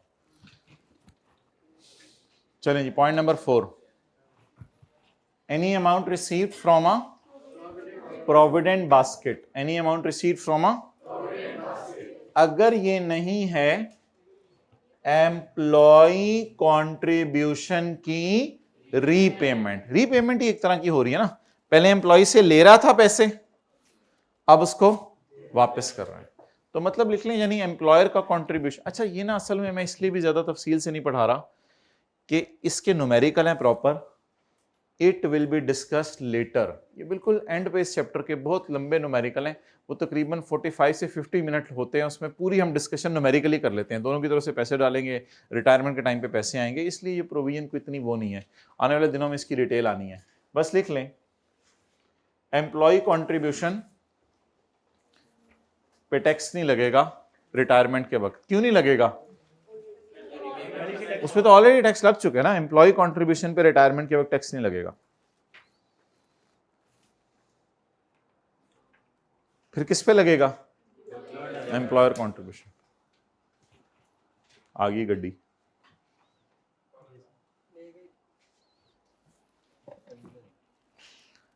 अच्छा जी भाई, पेंशन क्या होती है? पेंशन टेंशन, जब एम्प्लॉय रिटायर हो जाता है तो फिर हर महीने एम्प्लॉय के घर में थोड़े थोड़े पैसे भेजता रहता है एम्प्लॉयर। ये जो पैसे भेजते हैं एम्प्लॉयर, ये पैसे जो है जरा मुझे सोच के बता, ये पैसे जो है एम्प्लॉयर जो भेजता है, तो ये पैसे जो है वो रिटायरमेंट के बाद मिलते हैं, रिटायरमेंट से पहले? बाद मिलते हैं। और जब तक एम्प्लॉय मर नहीं जाता तब तक ये पैसे उसको कौन देता रहता है? एम्प्लॉयर देता रहता है या गवर्नमेंट देती रहती है, इसको एनओटी भी कहते हैं। तो पेंशन गवर्नमेंट एम्प्लॉयज को आमतौर पे मिलती है, नॉन गवर्नमेंट को भी कभी मिल जाती है, एनओटी लिखा हुआ है बस। अच्छा, और any amount chargeable under section 14, कोई भी अमाउंट जो सेक्शन 14 में चार्जेबल होगी। अभी तो हम सेक्शन 12 पढ़े हैं, 13 देखेंगे, 14 देखेंगे, फिर कर लेंगे। अच्छा, ये टैक्स फ्री सैलरी हमने कॉन्सेप्ट नहीं करना अभी, हाँ वो तो हमने पढ़ा था, वो अगर वापस मिलेगी तो वो अदर सोर्स है। फिर टैक्स फ्री सैलरी एक अलग कॉन्सेप्ट है। पेज नंबर 104 के एंड पे आए, बस फिर हमने एक न्यूमेरिकल आगे शुरू करना है। पेज नंबर 104, प्रोविडेंट फंड में इंटरेस्ट का क्या होगा? It will be discussed at the end of this, हमने लिखा हुआ है। अच्छा सॉरी, एक मिनट, एक चीज रहेगी, वापस आए page 102,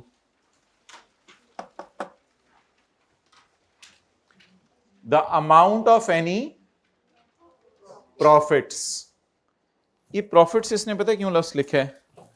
the amount of any profits of employer. असल में एम्प्लॉयर जब प्रॉफिट ज्यादा कमा रहा हो ना, तभी इस तरह के शशके, इस तरह के वो करता है जरा, वो ना इतनी ज्यादा पेमेंट्स कौन करता है एम्प्लॉय को? एम्प्लॉयर जरा अमीर हो तभी करता है ना। तो जब एम्प्लॉयर प्रॉफिट कमाता है तो फिर एम्प्लॉय को भी देता है, कहता है बस किसी तरह मेरे पास लोग ज्यादा हैं। The amount of any profits of employer,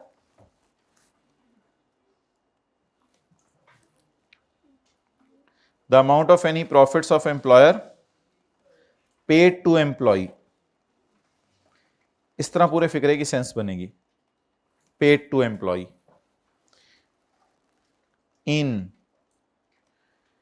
in place of salary or in addition to salary। इसका मतलब बताएं, in place of salary or in addition to salary। अच्छा, कई दफा ऐसा भी तो हो सकता है ना भाई, तुम नौकरी छोड़ के चले जाओ, तुम्हारी 2 महीने की तनख्वाह मैं बंद कर रहा हूं, एक ही दफा तुम्हें जाते हुए 90 लाख दे दूंगा। एम्प्लॉय ने कहा मौजा, ठीक है मेरी 2 महीने की तनख्वाह क्या 3 महीने की तनख्वाह बंद कर, मुझे एक ही दफा पैसे दे देना। लेकिन आमतौर पे ये पैसे मिलते हैं इन एडिशन टू सैलरी। लेकिन अगर कभी एम्प्लॉयर ने के पास फंड शॉर्ट हो तो वो 1-2 महीने की तनख्वाह भी जाने वाले की मार लेता है और कहता है 2-4 महीने बाद इकट्ठे आना, तुम्हें ज्यादा पैसे दे देंगे।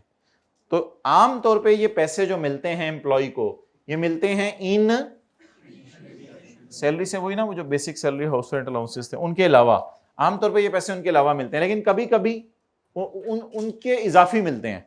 लेकिन कभी कभी ऐसा भी होता है आप उसको सैलरी नहीं देंगे बल्कि ये पैसे दे देंगे, ये पैसे दे देंगे। डन। तो ये पैसे आमतौर पे बेसिक सैलरी के अलावा हैं, या बेसिक सैलरी भी मिलेगी ये पैसे भी मिलेंगे? बेसिक सैलरी भी मिलेगी ये पैसे भी मिलेंगे आमतौर पे। लेकिन कभी कभी employer in place of salary भी दे देता है, यानी सैलरी रोक लेते हैं और सारे पैसे यही दे देता है। अब पढ़ें फिक्रा, the amounts of any profits of employer, employer ने कमाए तो अपने लिए, profits of employer but paid to employee, लेकिन एम्प्लॉय को पे कर दिए इन प्लेस ऑफ सैलरी, या सैलरी पे नहीं की वो पे कर दिए, या इन यानी सैलरी भी पे की और ये पैसे भी पे कर दिए। Okay, page 104। लो जी, गल ही मुक्की, बता दें हाथ खड़ा करके, मतलब पॉइंट 4, गल ही मुक्की। सैलरी का चैप्टर है कंजूस मक्खी चूस। सैलरी का चैप्टर कहता है खर्चे माइनस करने की इजाजत थी। प्रॉपर्टी के चैप्टर में रिपेयर अलाउंस इंश्योरेंस माइनस करने की इजाजत थी, और अदर सोर्स के चैप्टर में तो एनी एक्सपेंडिचर माइनस करने की इजाजत है। लेकिन सैलरी का चैप्टर क्या कहता है? No deductions will be allowed for an expense paid by an under the head expense paid by employee की मिसालें लिखें। एम्प्लॉय आ रहा था यानी दफ्तर, कपड़े प्रेस कराए अपने, कपड़े प्रेस कराए, एम्प्लॉय ने कपड़े प्रेस कराए, जूते पॉलिश कराए, जूते पॉलिश कराए, एम्प्लॉय ने दफ्तर आने से पहले अच्छी सी टिंड करवाई अपनी। मतलब जो भी खर्चे अपने आप को प्रेजेंटेबल रखने के लिए आपको करने पड़े तो वो माइनस करने की इजाजत, हत्ता कि एम्प्लॉय ये कहे कि मैं पेट्रोल खर्च करके आया हूं, भाई तेरा पेट्रोल है तो साड़ी, हमें क्या इससे। तो एम्प्लॉय के कई खर्चे होते हैं आने जाने के, ये वो, ठीक है, तो वो सारे के सारे खर्चे माइनस करने की इजाजत। मतलब ये भाई सादा सी बात है, भाई इधर देख इधर देख इधर देख इधर देख इधर, मतलब ये कि सैलरी के चैप्टर में खर्चे माइनस करने की इजाजत नहीं है। गल नहीं मुकी। कितनी डिडक्शंस अलाउड है और कितनी नॉट अलाउड है? कोई भी अलाउड नहीं है। क्लियर? ओके, अगला सफा देखें। जिन भाई के पास अमरूद थे जरा अटेंटिव हो जाएं। अगला सफा देखें, अगला सफा देखें। ये कितने रुपए किलो अमरूद थे? पाओ, क्वांटिटी के हिसाब से लिए। फल खाया करें। Well done, I really appreciate you. कितना अरसा हो गया सेब खाए? सेब तो नहीं, केले खाते हैं, बनाना खाते हैं। Well done. अच्छा जी, पॉइंट 5,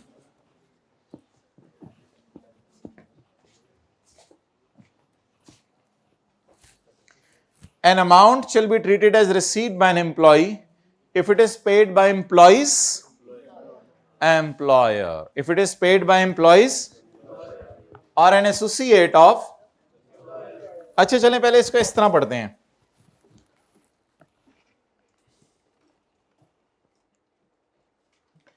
एम्प्लॉय जो है, एम्प्लॉयर के पास आया, सर वो मेरी लाख रुपए तनख्वाह, तो प्रिंसिपल साहब ने दे दी उसको। बोले it is paid to employee. किसको दे दी?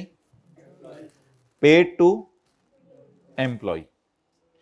एम्प्लॉय ने फोन किया, एम्प्लॉय ने कहा मैं वो बीमार हूं, मैं नहीं आ सकता, मैं अपने बेटे को भेज रहा हूं, प्लीज उसको सैलरी दे दें।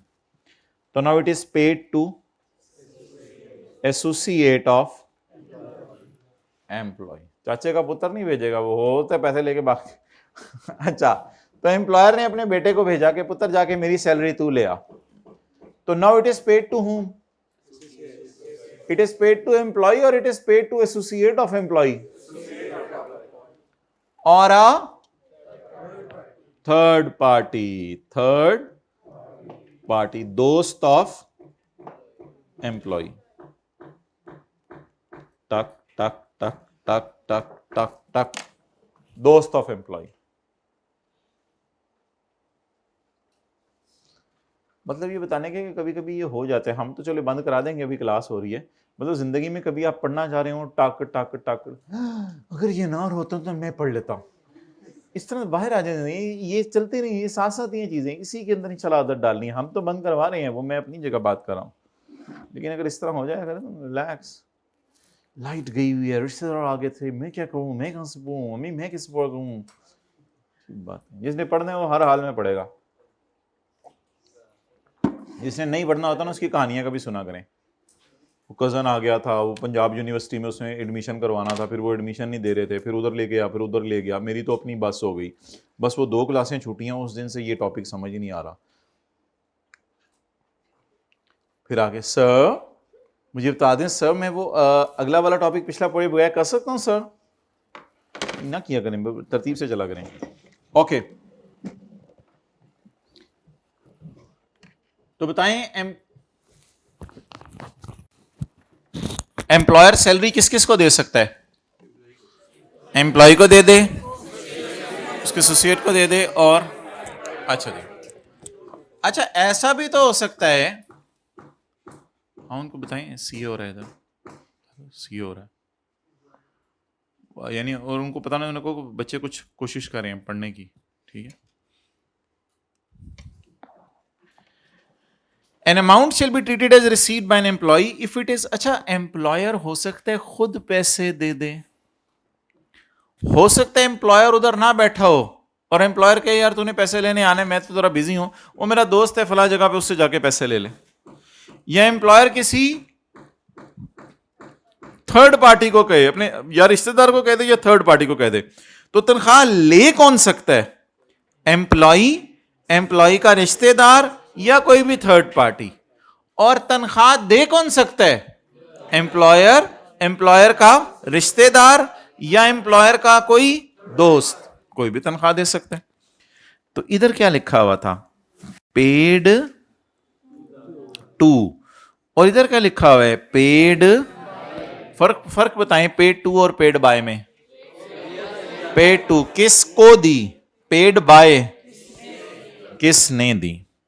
पेड बाय एम्प्लॉइज, एम्प्लॉयर, ये तो समझ आती है, हमारा एम्प्लॉयर ही हमें तनख्वाह देता है। कभी कभी बोले एम्प्लॉयर का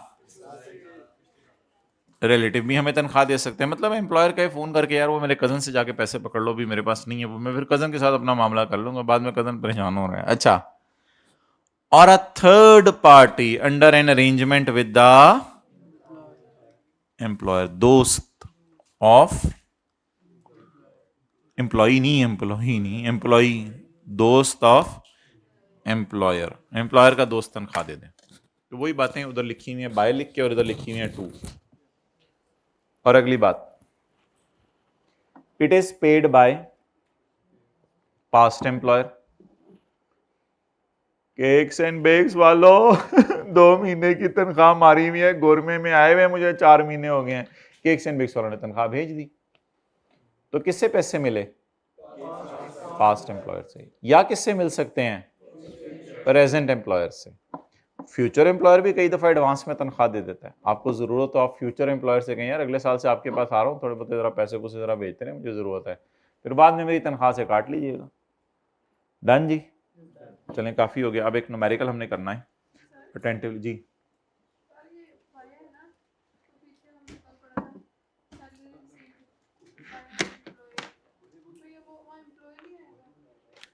कहाँ पे? वहां पे, यहां पे, वहां पे।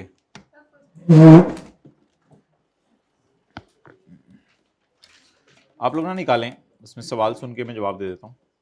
अ person shall be assumed as having received an amount if, हाँ जी, any salary received by an employee. लेकिन इसकी तफसील हमें जाके नीचे क्या पता चली कि जरूरी नहीं एम्प्लॉय रिसीव करे, एम्प्लॉय का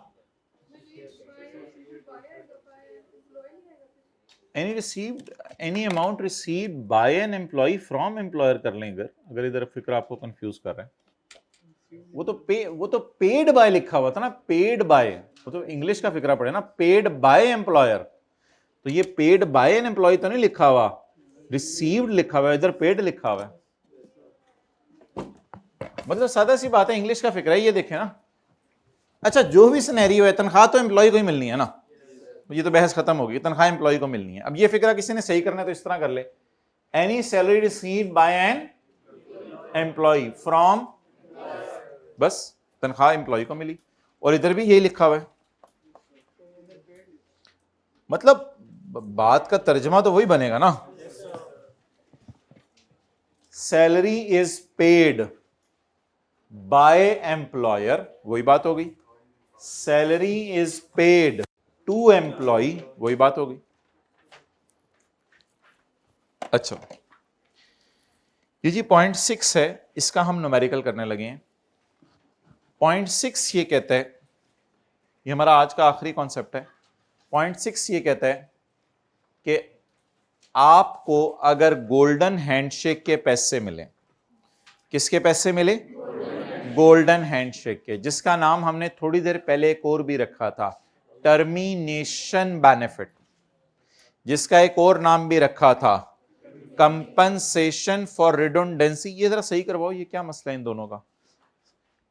मुझे बताना, कंपनसेशन फॉर रिडंडेंसी और लॉस ऑफ एम्प्लॉयमेंट। तो बताएं जी, एम्प्लॉय को रिटायर होते हुए कौन से पैसे मिलते हैं, या उसको जबरदस्ती टर्मिनेट कर रहे हो तो कौन से पैसे मिलते हैं? गोल्डन हैंडशेक या टर्मिनेशन बेनिफिट या कंपनसेशन फॉर रिडंडेंसी और लॉस ऑफ एम्प्लॉयमेंट। अभी ये 0.6 की अंग्रेजी पढ़ने की जरूरत नहीं है, हम मिस्टर अजहर वाला सवाल अभी करेंगे। अच्छा, आपको अब ये पैसे मिल रहे हों तो आपके पास दो चॉइसेस हैं। एक, आपके पास ये तरीके के गोल्डन हैंडशेक के पैसे थोड़े ज्यादा होते हैं, गोल्डन हैंडशेक के पैसे थोड़े ज्यादा होते हैं। तो जब गोल्डन हैंडशेक के पैसे थोड़े ज्यादा होते हैं तो एम्प्लॉय को थोड़ी सी तकलीफ होती है। क्या होती है? तकलीफ। एम्प्लॉय को तकलीफ होती है कि भाई प्लीज ऐसा ना करो, ये तो गोल्डन हैंडशेक के पैसे एक बहुत बड़ी अमाउंट है, ये मिलेंगे तो मेरी सैलरी इनकम बहुत ज्यादा हो जाएगी।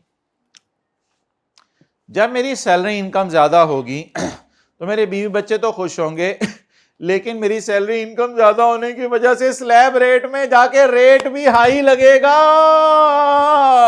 स्लैब रेट में जाके रेट भी, जब रेट हाई लगेगा तो मुझे टैक्स किस पे देना पड़ेगा? हाई रेट के ऊपर। तो लॉ मेकर ने कहा कि भाई परेशान होने की जरूरत नहीं है। लॉ मेकर ने कहा भाई परेशान होने की जरूरत नहीं है, आप ऐसा करो, डबल मुंह, अल्लाहु अकबर, मुंह मुंह, where is foot.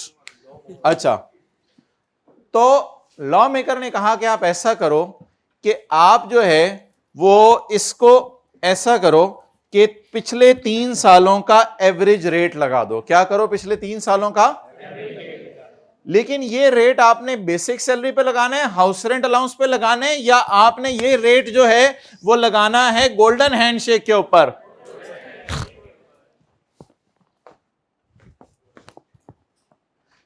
Question. Azhar, खाला रशीदा का छोटा बेटा जिंदा है, अगवा हो गया, नहीं लस निकालेंगे। Mister Azhar is an employee of ABC company. He has provided you with the following details for tax year 2011. Basic salary 40,000, dearness allowance 2,000, house rent allowance 20,000. तू जा, मैं नहीं जाना, जा अजहर जा, रिटायर हो गया ऑन अप्रैल 30, 2011। तो फिर कितने महीने नौकरी की हमारे साल? 4 महीने। कौन था ये? 4 महीने। हो पुत्र हट,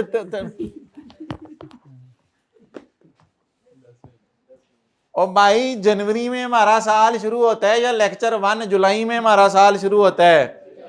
लेक्चर 1 जुलाई में हमारा साल शुरू होता है, ठीक है। तो टैक्स ईयर 2011 तो शुरू हुआ होगा 1 जुलाई 10 को, तो जुलाई, अगस्त, सितंबर, अक्टूबर, नवंबर, दिसंबर, और आगे जनवरी, फरवरी, मार्च, अप्रैल। ये वाला सवाल नहीं है जो कल वाले नोट्स दिए थे, उनमें कल एक नोट्स दिए थे ना? नहीं है ये सवाल? यस, अल्हम्दुलिल्लाह, बुक लेंगे अब ये। He retired on 30 April 2011, full stop. सोने का हाथ आपसे मिलाते हैं। कौन सा हाथ आपसे मिलाते हैं? सोने का हाथ आपसे मिलाते हैं। और आपको कितने पैसे में, छोड़ी ना मुझे, क्या करने लगा? अच्छा, सोने का हाथ आपसे मिलाते हैं, मैं तो पूरे आपके सहारे पे खड़ा था। सोने का हाथ आपसे मिलाते हैं, खींचना उधर, खींचना, नहीं मत मत खींच, मुझे रिलैक्स कर। सोने का हाथ आपसे खींचो ना मुझे। सोने का हाथ आपसे मिलाते हैं, 9.5 लाख रुपया हम आपको देने लगे हैं। अजहर आपने नहीं हिलाना इससे, मैं हिलाऊंगा तो जरूरत पड़ेगी। बिला वजह मेरा हाँ है। समझ नहीं है इसको भाई। तो मतलब सीखना होता है ना, यानी कि दादाजी के हाथ बोले दादाजी। अच्छा, तो 9.5 लाख रुपया जो है वो इसको, अब इस 9.5 लाख में आपके पास दो ऑप्शंस हैं, बॉल पॉइंट आपकी गिरी है। 9.5 लाख रुपए आपके पास दो ऑप्शन है, या तो इसको नॉर्मल तरीके से सैलरी में डाल दें, या इस पे 3 सालों का एवरेज रेट लगाएं, या इस पे क्या लगाएं। तो ये भी एक और सेपरेट ब्लॉक जन्म ले गई, मेरे ख्याल से हमारी सिलेबस की आखिरी सेपरेट ब्लॉक है ये। तो ये एक और सेपरेट ब्लॉक जन्म ले गई कि इस पे कौन सा रेट लगेगा, सेपरेट रेट। ओ जबरदस्त, ये तो 4 सालों का डेटा दिया, अच्छी एवरेज निकल आएगी। 3 सालों की लेनी है, 4 सालों की, मैं जरा देख लूं। ओए 3 सालों की लेनी है, लेकिन डेटा तो 4 सालों का दिया ना, जरा अच्छी एवरेज निकल आएगी। जान दे यार, डेटा दिया है ना, अच्छा डेटा, 4 सालों का डेटा दिया है, जरा अच्छी एवरेज निकल आएगी। नहीं, लॉ कह रहे 3 सालों की, नहीं डेटा 4 सालों का। तो अच्छा, डेटा जो मर्जी हो आप लॉ की मानेंगे। अच्छा ठीक है, बहुत सख्त लोग हैं आप लोग, बहुत, बिल्कुल आपके दिल में रहम का मादा नहीं है। अच्छा यार गुंजाइश दे दें, देखिए 4 साल का डेटा दिया हुआ है, 4 साल की एवरेज निकाल लें। लॉ का कह रहे हैं 3 साल। अच्छा, अब ऐसी बातों पे ना लोग एक दूसरे को सख्त दिल नहीं कहते, क्योंकि बस ठीक है कह रहे हैं, लॉ को फॉलो करना है। पिछले दिनों मस्जिद में एक नमाजी आए, तो एक भाई ने बड़ी मोहब्बत से उनको बताया कि भाई फजर का टाइम ना ख़त्म हो गया है, तो ये 10-12 मिनट तो मकरूह वक्त है, इसमें अपनी बात ये 10-12 मिनट गुजर जाए, फिर कज़ा नमाज पढ़ लेना आप, तो अब तो कज़ा होगी। अब वो बेटा गुस्से में आ गया, तो इसलिए मैं मस्जिद नहीं आता, इसलिए तुम लोग मौलवी लोग नहीं छोड़ते मुझे, इसलिए मैं मस्जिद। वो भाई वो अपनी तरफ से नहीं मसला बता रहा, जो नबी सल्लल्लाहु अलैहि वसल्लम ने बात बताई हुई है वो बताई जा रही है। मतलब मौके पे थोड़ा सा हिकमत बसीरत से समझाना होता है, लेकिन ऐसी चीज़ों में ये ना कि मैं 8 बजे उठ के नमाज़ पढ़ लूँ, मैं वो कानून है उसको फॉलो करें। अच्छा जी, डिटेल्स ऑफ प्रोसीडिंग नहीं है, वो ओ डाला होता है इसमें, details of preceding 4 year taxable income. तो ऑब्वियसली पिछले 4 सालों का डेटा तो नहीं हम लेंगे, हम कितने सालों का डेटा लेंगे, पिछले 3 सालों का। आंसर शुरू हो गया, सवाल दी रिक्वायरमेंट। अच्छा, calculate the taxable income and tax liability. चले जी, बॉल पॉइंट्स निकालें, ऐसे करें, अपने नोज को बचा के, थोड़ा सा ऐसे करें, नोज को बचा के अपने, बड़ा प्यारा नोज दिया अल्लाह ने आपको। अच्छा जी, खोलें जरा बॉल पॉइंट।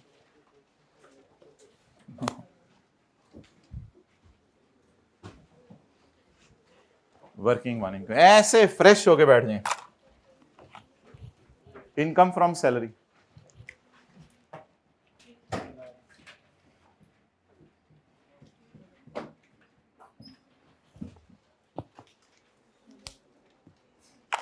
भाई ये एक गोडा ऊपर नहीं होगा, फिर दूसरा गोडा भी उत्ते करो, कर लो ना, दूसरा गोडा भी ऊपर करो। Good, well done. चलिए, बच तो नहीं है। अच्छा, बेसिक सैलरी कितनी है जी, 40,000 पर मंथ। इसको 12 से मल्टीप्लाई करना है या इसको 9 से मल्टीप्लाई करना है, 10 से। 30 अप्रैल, तो अप्रैल तक नौकरी की, तो मई जून नहीं नौकरी की, तो फिर बेसिक सैलरी कितने महीने ली। मैंने जो सुबह सुबह आपको मिसालें कराई थी उसमें किसने मल्टीप्लाई कराई थी। अच्छा, जोर के बाद क्लास होती है, ठीक है। मैंने जो तकरीबन क्लास के शुरू में आपको जो मल्टीप्लाई किया था 12 से, लेकिन इस सवाल में क्यों 10 से मल्टीप्लाई करा रहा हूं।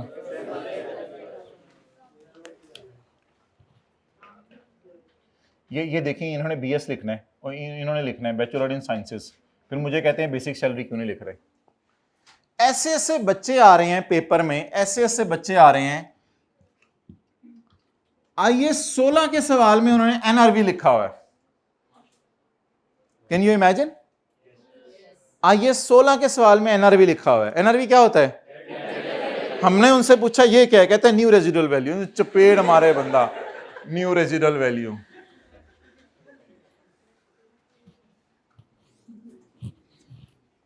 चलें आगे। बेसिक सैलरी, बॉल पॉइंट मुंह से निकल। बेसिक सैलरी बताएं, अमाउंट 40,000 मल्टीप्लाइड बाय 10।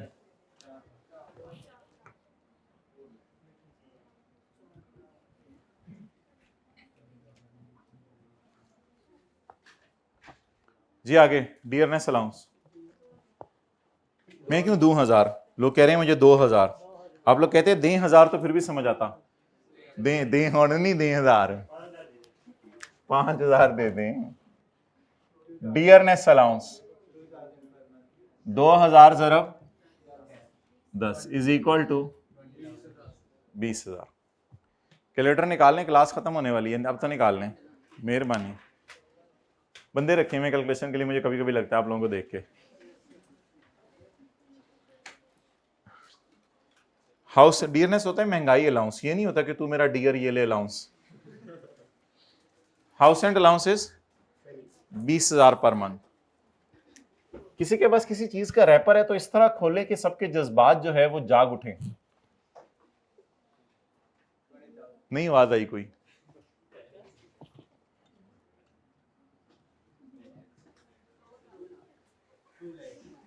बीस हजार ज़रब 10,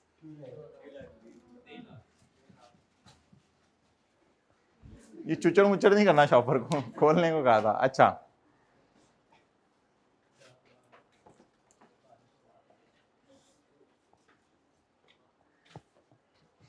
भाई बहुत फिक्र किया करें, वो ऐसा ना हो कि देखने में हमारे अमाल फूक की तरह भरे हो तो खोलें तो पता चले वो चिप्स की तरह अंदर इतने से हैं। तो अपने अमाल की जरूर फिक्र करें। गोल्डन हैंडशेक बस ना हुण, golden handshake payment received is 9.5 lakh. अच्छा इसको फिलहाल यही लिख लें, इसे नॉर्मल तरीके से ट्रीट करते हैं। गोल्डन हैंडशेक पेमेंट जी कितनी?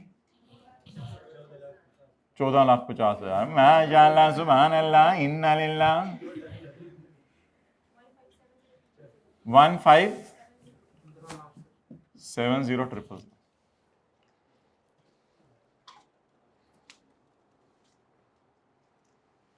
चलें जी।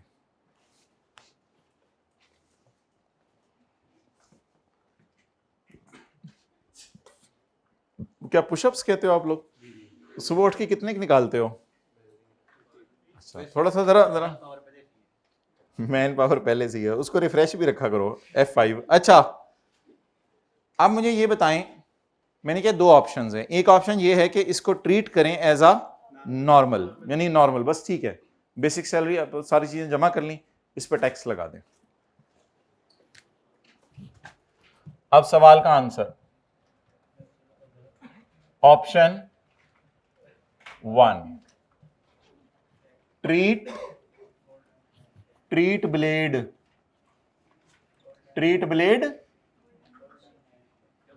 Treat golden handshake, double E वाली, treat golden handshake in normal way. Golden handshake को नॉर्मल वे में ट्रीट करें, करें ट्रीट, करें ट्रीट। इनकम फ्रॉम सैलरी,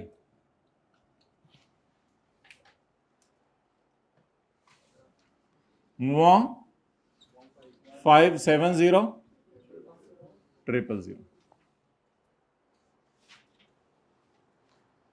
यही आपकी टोटल इनकम, यही आपकी टैक्सेबल इनकम। टोटल स्लैश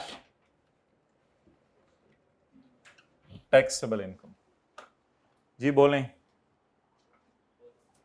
मैं ट्राई करता हूं, मुझे एक देखना।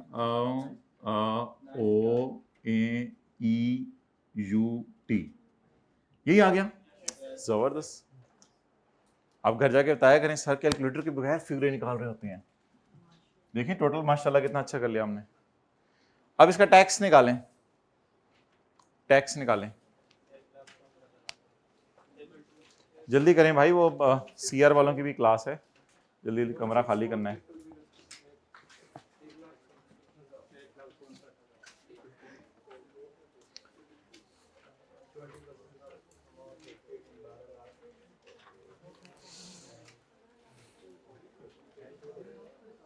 ओके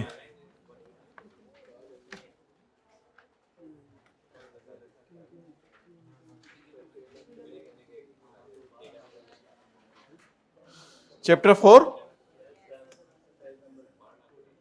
चैप्टर 4 किधर है?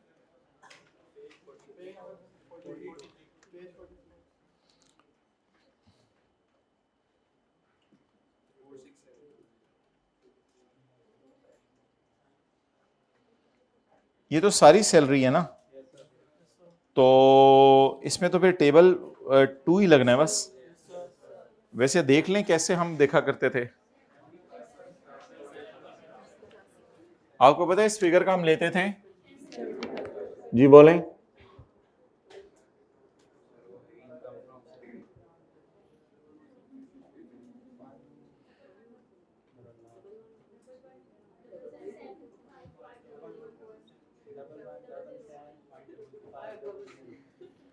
डबल 1 डबल 7, तो सैलरी कम तो टेबल, तो इधर तो सैलरी ज्यादा है, तो इसलिए टेबल कौन सा लगेगा? टेबल 2।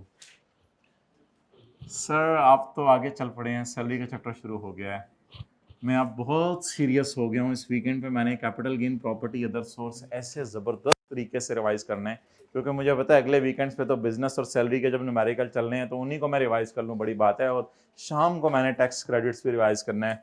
सर अब मैं आपकी स्पीड को ऐसे पकड़ूंगा कि आपकी सोच है। अच्छा जी सर, मैं आपको अगर कल के प्लान बता दूं ना अपने, तो आप हैरान हो जाएं।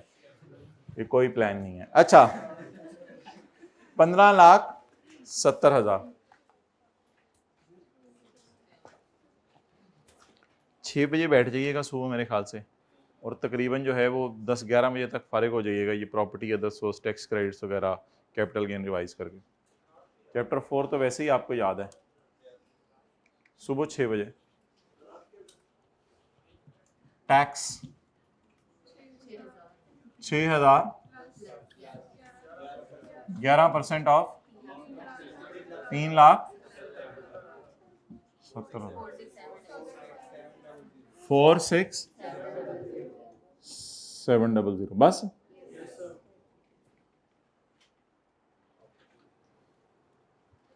नेक्स्ट,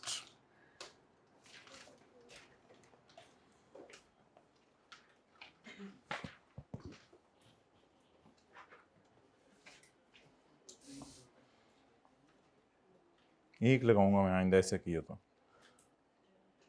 क्लास में टाइम देख रहा है। अच्छा भाई, एक और तरीका है कि गोल्डन हैंडशेक पे मैं क्या लगा दूं? नहीं, चपेट नहीं, पिछले 3 सालों का एवरेज रेट, पिछले 3 सालों का। उसमें फिर क्या होगा? Option 2, treat golden handshake as separate block, treat golden handshake as separate block. जी बोलें। इनकम फ्रॉम सैलरी 15 लाख, वही जो वर्किंग से आपने निकाली हुई है। टोटल इनकम निकालें।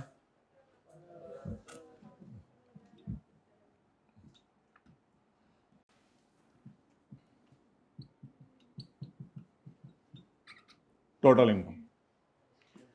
अब देखते हैं 15,70,000 में क्या क्या पड़ा हुआ है। देखिए जरा 15,70,000 में, इस वाले में क्या पड़ा हुआ है? 15,70,000 ये वाला पड़ा हुआ है। इस वाले 15,70,000 में देखें क्या पड़ा हुआ है। ओ, इधर आना पड़ेगा। अब जरा देखें 15,70,000 में क्या पड़ा हुआ है। गोल्डन हैंडशेक पड़ा हुआ है कितना? इसको जरा मिन्हा करें, मिन्हा, इसको जरा निकालें इधर से। इस पे सेपरेट रेट लगाना है। मुझे क्यों निकाल रहे हो? मुझे ना निकालो। मुझे ना, चुप। हो सकता है ये निकालना ही तुम्हारे लिए फायदे का हो। इसको निकालें जरा यहां से। नहीं, पहले निकालें तो सही ना। 6,20,000।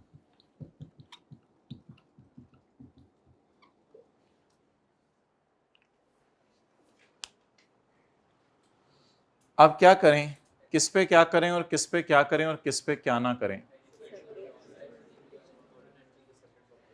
इस पे क्या करें, टेबल 2 लगा दें। इस पे क्या करें, टेबल 2 लगा दें। और ये तो है ही अब सारी सैलरी ना, इस पे 75% सैलरी से ज्यादा ही आनी है। अच्छा, तो इस पे टेबल 2 लगा दें। तो इसमें नॉर्मल तरीके से टेबल 2 लगाएं, जैसे इसको कहते थे tax under normal tax regime. इसमें बहुत थोड़ा टैक्स लगेगा। किताब बंद करने के लिए खरीदी है?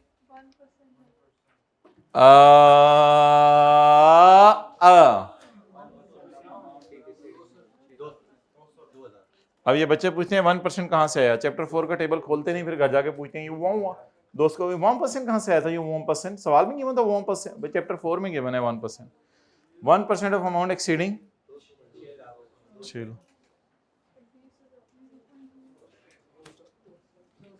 1% ऑफ 200 दें 100। अब इसमें ऐड कर दें। अच्छा, इसी के ऊपर सॉल्व हो रहा है, माशाल्लाह ये तो बहुत जबरदस्त है। साथ साथ रजिस्टर पे खुला खुला। अच्छा जी, tax on separate block,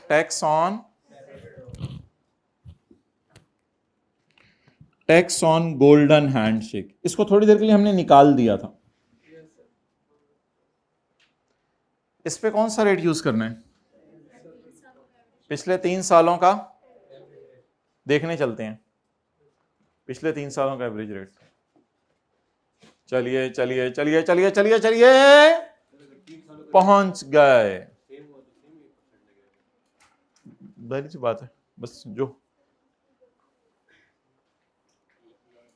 working number 2, हमारा साल कौन से है? 2011। पिछले 3 साल कौन से होंगे? 10, 9 और 8। Working number 2, average rate. पिछले 3 सालों का टैक्स पकड़ें, ठीक है 36 भी सही है, उधर से पकड़ लें जैसे मर्जी। 48,000 प्लस 3 सालों का टैक्स डिवाइडेड बाय 3 सालों की टैक्सेबल इनकम। 1 मिलियन प्लस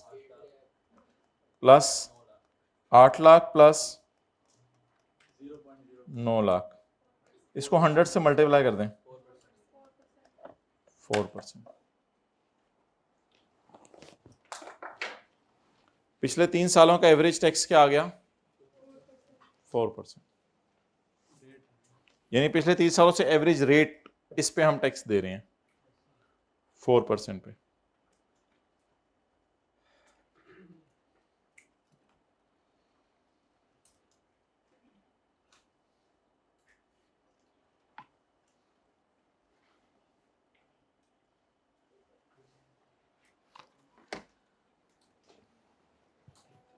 अच्छा जी, tax on golden handshake separate block. बोलें जी गोल्डन हैंडशेक। हाँ, जिसको निकाला हुआ है आपने 9 लाख इंटू 4%। बोलें जी 38,000।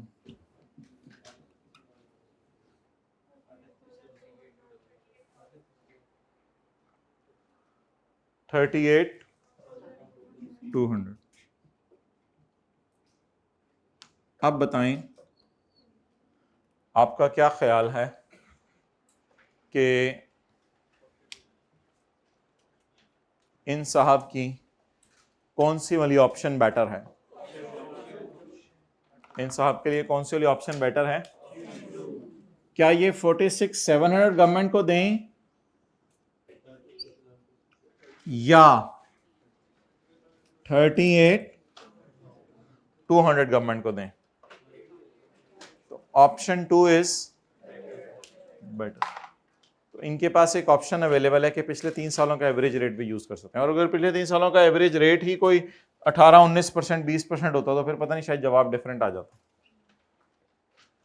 तो पहले में क्या किया, गोल्डन हैंडशेक को 15 लाख में पड़ा रहने, और दूसरे में क्या किया है, गोल्डन हैंडशेक को 15 लाख से निकाल के कितना रेट लगाया है।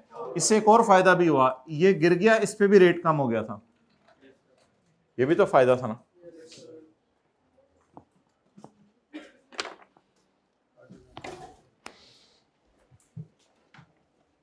चलें जी, 9 मिनट बाद दूसरी सवारियों ने आ जाना है, ड्राइवर सेम है। पेज 105, ये जरा अंग्रेजी पढ़ लें, पेज 105 रख लें किताबें को, तो भी अंदर नोट्स पॉइंट 6 पढ़ें जी, कड्डो बाहर फिर दोबारा किताबा। अच्छा ये क्या है नीचे लिखा हुआ, एज टैक्स लायबिलिटी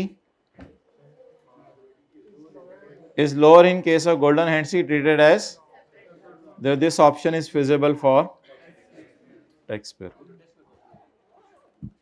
दोनों लगा के देखा करेंगे, दोनों लगा के देखा करेंगे, दोनों लगा के देखेंगे ना। An employee who has received an amount on including compensation for redundancy or loss of, ये वही फिक्रा जो हमने वो 12 के 2 के ई के 3 में भी पढ़ा था, पढ़ के नहीं आए थे ऊपर, वही फिक्रा कॉपी हो गया, वही है ना। तो क्या करें, may by notice to elect the amount to be taxed at the following rate. अभी हमने कैसे निकाला है रेट, हमने इसको ए लिए और इसको बी लिए, A over B, where A is the tax paid by the on the employees for preceding 3 and B is the employees for 3 preceding। preceding का क्या मतलब होता है, बिल्कुल इमीडिएटली पिछले 3 साल, या पिछले 4 का लेने। अच्छा ये बात हमने अदर्स के चैप्टर में पढ़ी हुई है पहले, ये मुझे याद करा दीजिएगा। The above option can be exercised by due date, यानी कि रिटर्न 30 सितंबर से पहले पहले आपने कमिश्नर को ये बताना है। लेकिन ये बात हमने पढ़ी हुई है शायद एक दफ़ा पहले 10 के चैप्टर में, वरना कल रिवाइज कर लेंगे। जाएं, कल क्या है, कल को मसरूफियत तो नहीं, संडे को फिर आ जाते हैं, इकट्ठे हो जाते हैं। फजर के बाद कर लें 6 से 7 बजे, ताकि दिन में अपनी एक्टिविटीज़ भी हो जाएं। और अच्छा नहीं आना चाहिए जैसे आप कहते हैं, ठीक है, रहने दें।